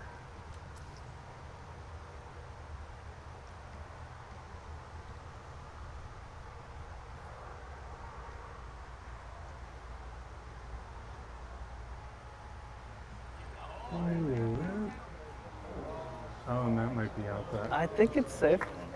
Yeah. It looked like it slowed just enough to stay inside that. Yeah, log. it looked like a putter, so there wasn't a lot of glide on that. And if this does end, we are probably going to try to go live to an interview with John E. McRae. And look to that, and we'll see what happens. Yeah. I mean, it's still up in the air. It does look like John E. McRae is safe inside the circle, which would really mean he only needs to lay the up. win then, yeah, because he could. If Nico's out, dude, that's a 5 he's looking at. There's no reason for John E. McRae to even. Nico is out of the red circle. But he's going to let John E. McRae put this one away and not bother to putt, I believe. Do you think he lays up? He should. Nico's is penalty stroke, yeah. Johnny puts it in. And he is the champion. And there's your 2015 23rd annual Mad City Open champions, men's Open champions, sponsored by Legacy Discs. Nico not even going to putt, although technically he should finish out the round. I don't think there's any danger of him dropping to 3rd, but the round is actually finished after the 9, so this is only oh, you're right. This is so. a playoff. I forgot. All right, we're going to go see if we can catch up with John E. McRae here. I think he's going to... We're going to allow him a quick break for prayer. Have some alone time. And then... Well, He's grateful. And this here, who you've been seeing or hearing all day but not seeing, this is Nick Loam. He's had a lot of work to do on these final 9 as assistant tournament director. Nick, you want to say anything? Yeah, I'd just like to thank everybody for tuning in and everybody who's going to watch this later. And wow, what a great day of golf. I mean, just truly an amazing test of these players' skills. And couldn't ask for a better show. Last 2 years, we've had playoffs in association with finding the winner of this event. So it's been truly amazing. Truly amazing. So last year our playoff was between Keith Warren, who we just saw finish 4th, and Cale LaVisca. Yep. And Keith was able to pull it out, capitalize on a mistake by Cale, and pull out the victory last year. It looks like we're just going to wait here a minute for Johnny to take in some congratulations from the other folks, and then we'll do a quick presentation at that time. And I believe they're also tabulating scores just to make everything official here. This is an A-tier PDGA sanctioned event, and we want to make sure everything's legit. Here he comes right now. All right, I'd like to welcome Johnny McRae, the 23rd Mad City Open presented by Legacy Disc, MPO champion. Johnny, I'd like to personally congratulate you. It's been an interesting ride up and down here the last couple hours, but I appreciate you sticking to it. And just like to congratulate you for winning this event. We will present you with a check over at the tournament headquarters, but there is a winner's disc, and we also get the coveted black disc for winning a Wisconsin Tour event. Nice. What would you like to say? I'd like to thank the Lord for saving my life. I'd like to thank my wife for all she does for me. She's the greatest person I know. I feel really honored. Nico's a great player, and I really feel honored to even hang with him, and to beat him is like a dream come true. So I feel really honored to have successfully won this tournament, and you know, you got to work hard to play hard. So go out there and practice. All right, thanks, Johnny. And we're going to give a yell out to Barrett White. She's the female Pro Open winner, and we're going to get her over here for a quick interview. She's going to come in. Hold him up.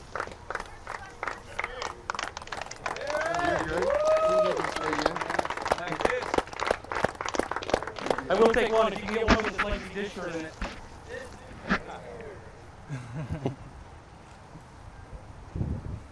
Thank you. All right, Barrett, come on in. All right, we got Barrett White coming in. Can I get a round of applause for our female Pro Open, Barrett White.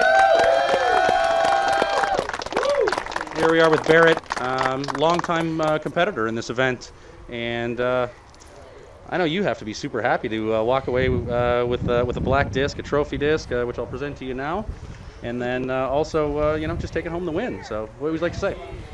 Thank you to everyone involved in running this event. The courses are beautiful.